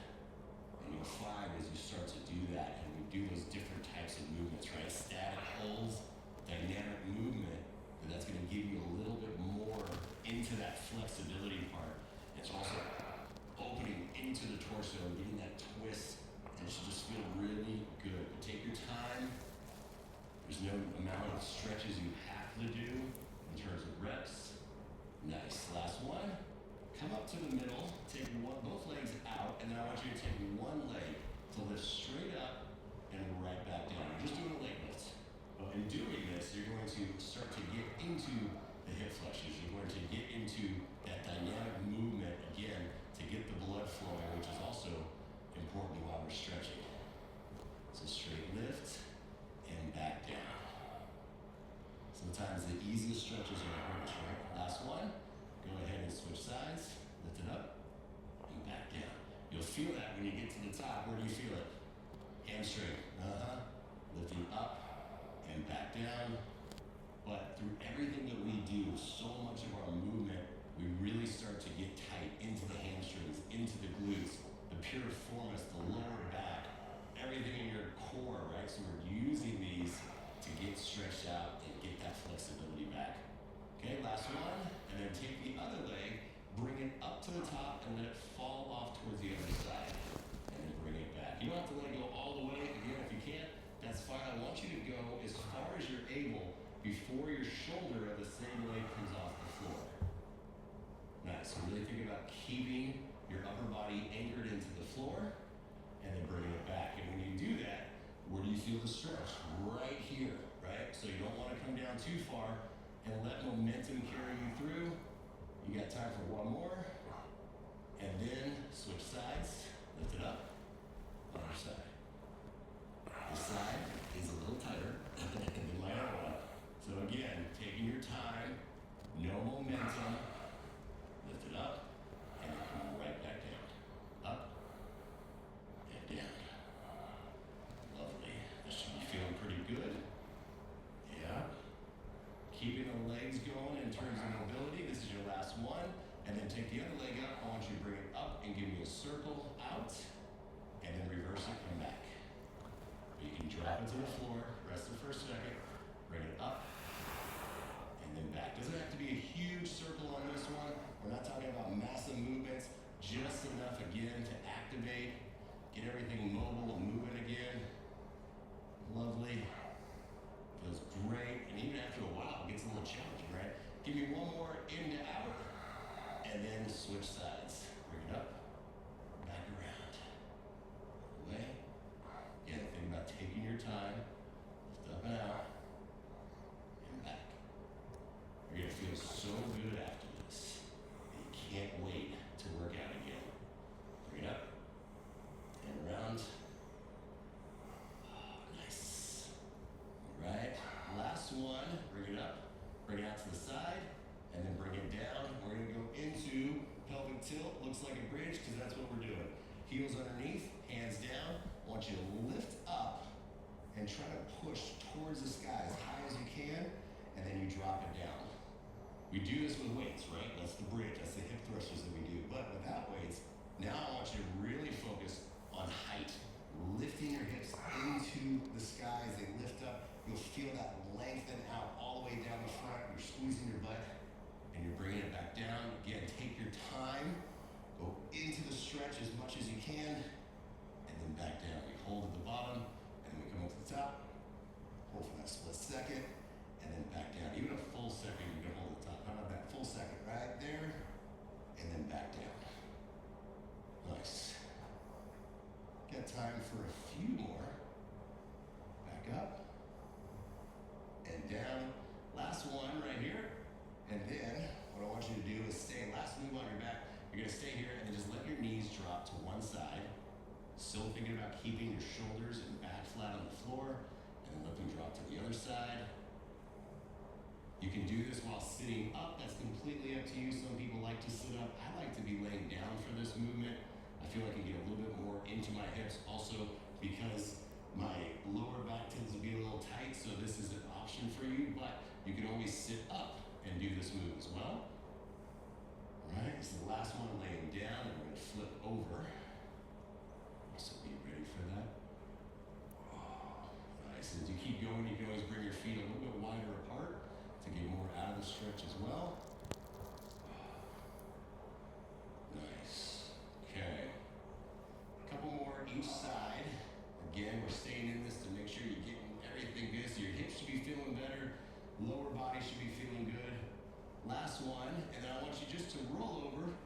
you can. I'm gonna roll this way, easier to see it.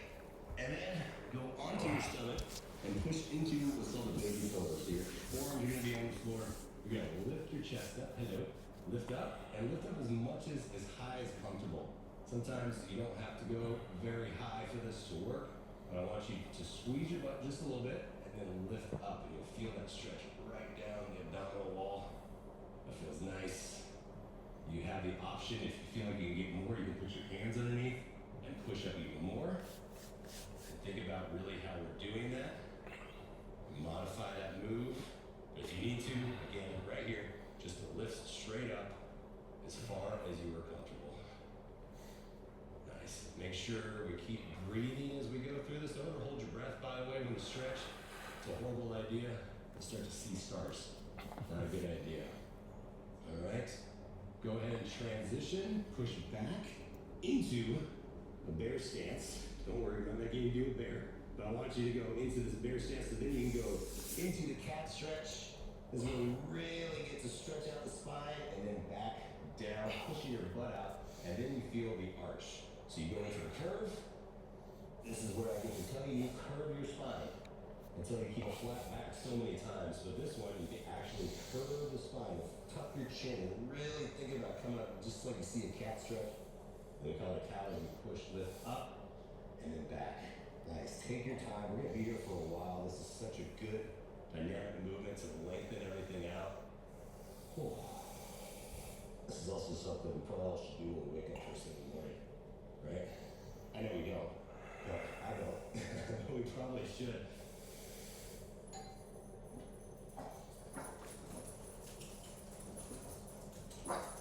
Nope. UPS, sorry. Bye.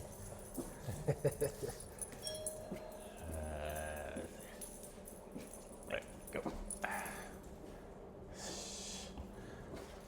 My camera pauses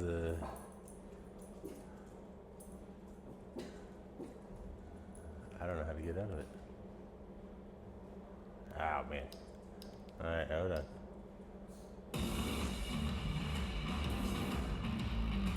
It's like starting over.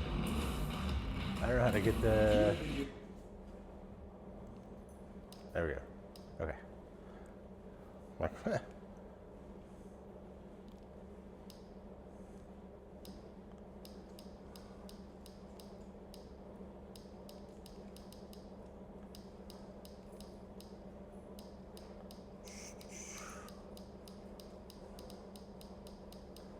think we were at like 13 minutes. Oh my lord, I did it again. That was like terrible. Alright, hold on.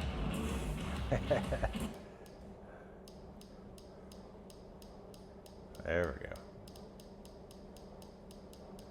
I think we had 12 minutes left, I think. Nice. Okay. Get a little more. Tuck your toes, push back. Oh, yeah, that's Bend your right. head towards your feet as much as possible. But again, that's all up to you in terms of flexibility and mobility. You're gonna get that nice head rush if you're doing it correctly. All right. And then I want you to go and take one leg, bring it up towards the outside of one hand. Now, you have an option here. You can drop to your knee if you have to. Otherwise, you bring the leg up into that runner's lunge, and then hand comes up, arm comes up, and I want you to use your elbow to bring it up and around. So you add a twisting movement here. Feels lovely. And you open up. Now, you can't do that. Again, drop your back knee. You think about this. This is challenging, right? Into your hip flexors, into this movement. So you do the best you can as you go through this. If you do this every single week, I promise you, you'll get more out of it. All right, last one. And then we're gonna step back, transition into the other side. Bring it down, get set first, drop your knee if you have to. And once you're set and you're comfortable, come back up, or stay down on the knee, but then start to add a twist. Nice. Take your time on these movements. Don't rush through a stretch. We don't get the opportunity to stretch very often, right, in life. So take that opportunity to go through these and get the most out of it. I promise you, tomorrow when you come back into your next workout, you will feel so much better. Nice, last one. And then we're gonna go back into downward dog. Hold that for another few seconds. Pushing back.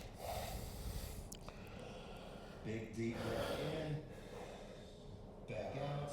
And then start to walk your feet forward. And then come down, keeping your feet wide enough into the catcher position. We've done catchers right, so now you think about as you sink down, again in terms of flexibility, I want you to drop your butt down. Heels should be planted into the floor. If they're not, I want your feet wider apart that allows you to keep your heels on the ground. Elbows can come to the inside of the knees. You can open up and then try to lift your chest up. You can also just have a little rock back and forth. Feels lovely. And then we'll add in a hamstring stretch. So you're gonna go from the catcher and then push up into a hamstring stretch and then right back down. Nice. Sometimes you'll hear a couple of knees popping, elbows popping. It's just a sign of old age. Into it, right? I'm sure some people have some knee. I'm sure there's lots of popping and cracking as we go through this for you too. Not just me, or maybe it's just me. I don't know, but that's why we need to keep doing it. Wonderful. All right, give me one more, and then I want you to bring your feet towards each other, right up underneath the hips. Bring your knees onto above your knee. Bring your elbows just above your knees. Arch your back up, and then you're gonna flatten out. And then once you flatten out, I want you to take one hand and bring it to the opposite leg. And then you're gonna start to twist and open up. And you're gonna open as much as you're able to as you sit down. It's not into the squat, but I want you to sink down into your legs enough to where you can feel that in the hamstrings and the glute. And you're gonna twist and open up as much as you're able to. Again, don't force it. Just keep breathing in. Exhale. Yes, a few more seconds here. Open up. And bring it down. Slow transition. Reset. Open up other side and hold it. You can hold it for as long as you're able to. And if there ever becomes a point where you need to, if you need to stand up out of this, release the legs, or whatever that move is, you can come out of it, and then when you're ready, you come back into the stretch. Right? So the more you do this, the better it's gonna get. The more stretchy you're gonna become. That's the idea. Right?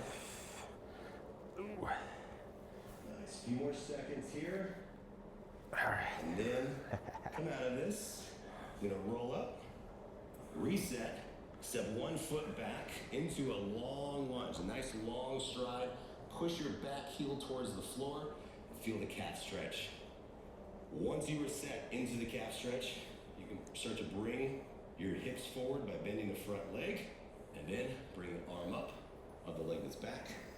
And then just gently let your body start to fall over. Don't fall too much or actually lose your balance because you'll come out of this. I just want you to have a little bit of movement, and you're gonna feel that right there in the hip flexor. So all the way down the side, hip flexor, calf stretch. Should feel really good right now. Yes. Yeah. You take a big deep breath in, back out. Yes. All right. Release. Do the other side. Get set first. Heel down. Once you're set, push it forward again. Again, just like anything else that we do, we get set first, we get comfortable in our movements, and then once you feel you have a stable base, then you can start to go into the stretch. Right? We never lift a weight before we're stable. Same thing in a stretch. You don't want to try to force the stretch, go into something without your balance. It's easy to hurt yourself even when you're stretching. All right? So we want to benefit the body, not injure the body as we go through this.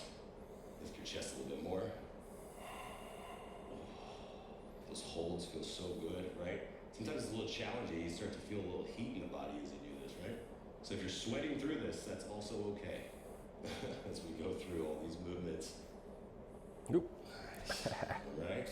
So transition for me. Come back up.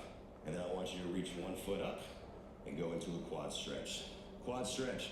Heel to butt. Your back heel is your butt. Find your balance. Focus on something that's not moving. So sometimes it helps to look at the floor, and I want you to bring your knee towards the other one and push your hips to the front. So you lift everything up and you really feel a stretch down the quad, the front side of your leg. Again, focus on something that's not moving. The foot that's on the ground, think about bending just a little bit. That's gonna help with balance. And really pushing the hips to the front, and that is how you really get into the quad. Nice. Okay, now, as you have your balance, I want you to take the same leg release. We're gonna go into a standing figure four. You don't have to sink down very low for this one, but just enough to get where you have the balance, and then gently push your knee down. This is as much and as comfortable as you are doing, but think about trying to keep the balance as much as possible. If you can't do that, that's fine, but you focus again on something that's not moving. That's always the important part, right? And if you start to feel like you're coming out of it, you can stand up a little bit, reset, and then when you come back, come right back down. Nice, push. Setting the weight into the heel of the foot that's on the floor is gonna help. If you're pushing forward, that's gonna be a little bit harder for you to keep your balance.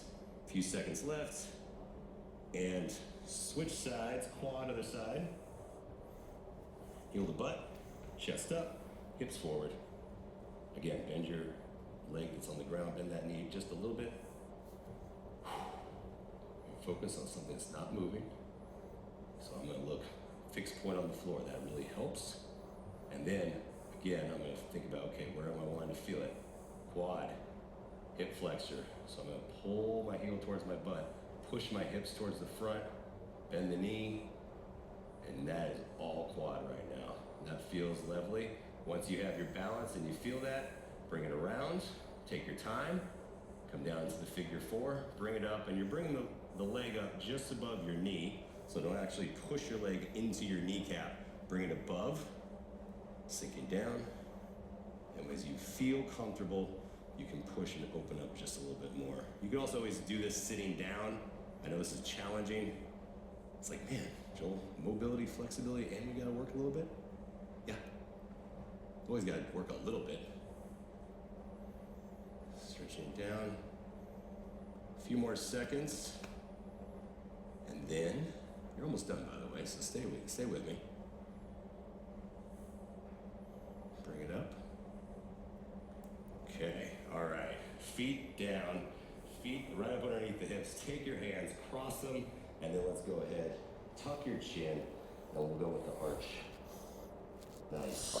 Tucking the chin, and really, again, thinking about, now I'll get you, again, round it. I'm gonna let you round your back here, all right? So, round it and drop. And once you drop your chin and you feel this, right? So you're hunching forward, you have horrible posture right now. That's basically what you have. But then you bring your arms out, you try to push forward, and then sink down. Your head's just trying to drop below, in between your arms. Bring it down. And then take your arms back, open up. And this one, I want you to think about pushing your hands down behind you, pulling your shoulder blades back, and then lifting your head towards the sky. Open the chest up. Really try to extend out. So everything in the chest, you feel like you're opening up, lifting up. All right, feels good. A few more seconds here. You're almost done. I told you you're almost done. Don't worry. Right? You should be happy as you go through this. It's feeling better, and you're gonna be surprised as you keep going through this. You're like, wow, this feels better and better the more we do it. That's the mentality. That's the thought. A few more seconds here, and then to finish off, go ahead and take the hand across, shoulder stretch, but we're also going to bring the neck down as well. Just let your head fall. Use gravity to help you on this one. What I want you to think about though, as the shoulder comes across, is to try to bring it down. I see people stretch their shoulder like this. I need you to bring it down as much as you can. So a little shoulder mobility, but then let your head fall to one side, and then you can bring it down at an angle. That's gonna stretch that back side of the neck. That should feel really good. Oh yeah, we tend to hunch so much and shrug our shoulders when we're all stressed out, and we're lifting, doing all these things, so we wanna lengthen back out. A few more seconds, and lift it up, switch, down. Get set first, get your shoulders set first, drop it down. So if you're here, what should you do? Bring it down, bring it in, and then let that stretch go into the neck. Whew. And every side is, we all have a tighter side. This is my tighter side. So bring it down again. Don't force it. You just bring it down enough to where you feel that stretch all the way down. How you feeling? Feeling good? Feeling pretty good? All right? Good. Release it. A little shoulder roll, a little twist. How you feel? You feel better? No, I do. So that is awesome for you to do, and this is something you need to do every 7th day when you're doing this program. You can do it every other day if you want to, if you have the time as well. It benefits your body. It's going to get you ready for the next workout, which, by the way, is tomorrow. So I'll see you then. All right.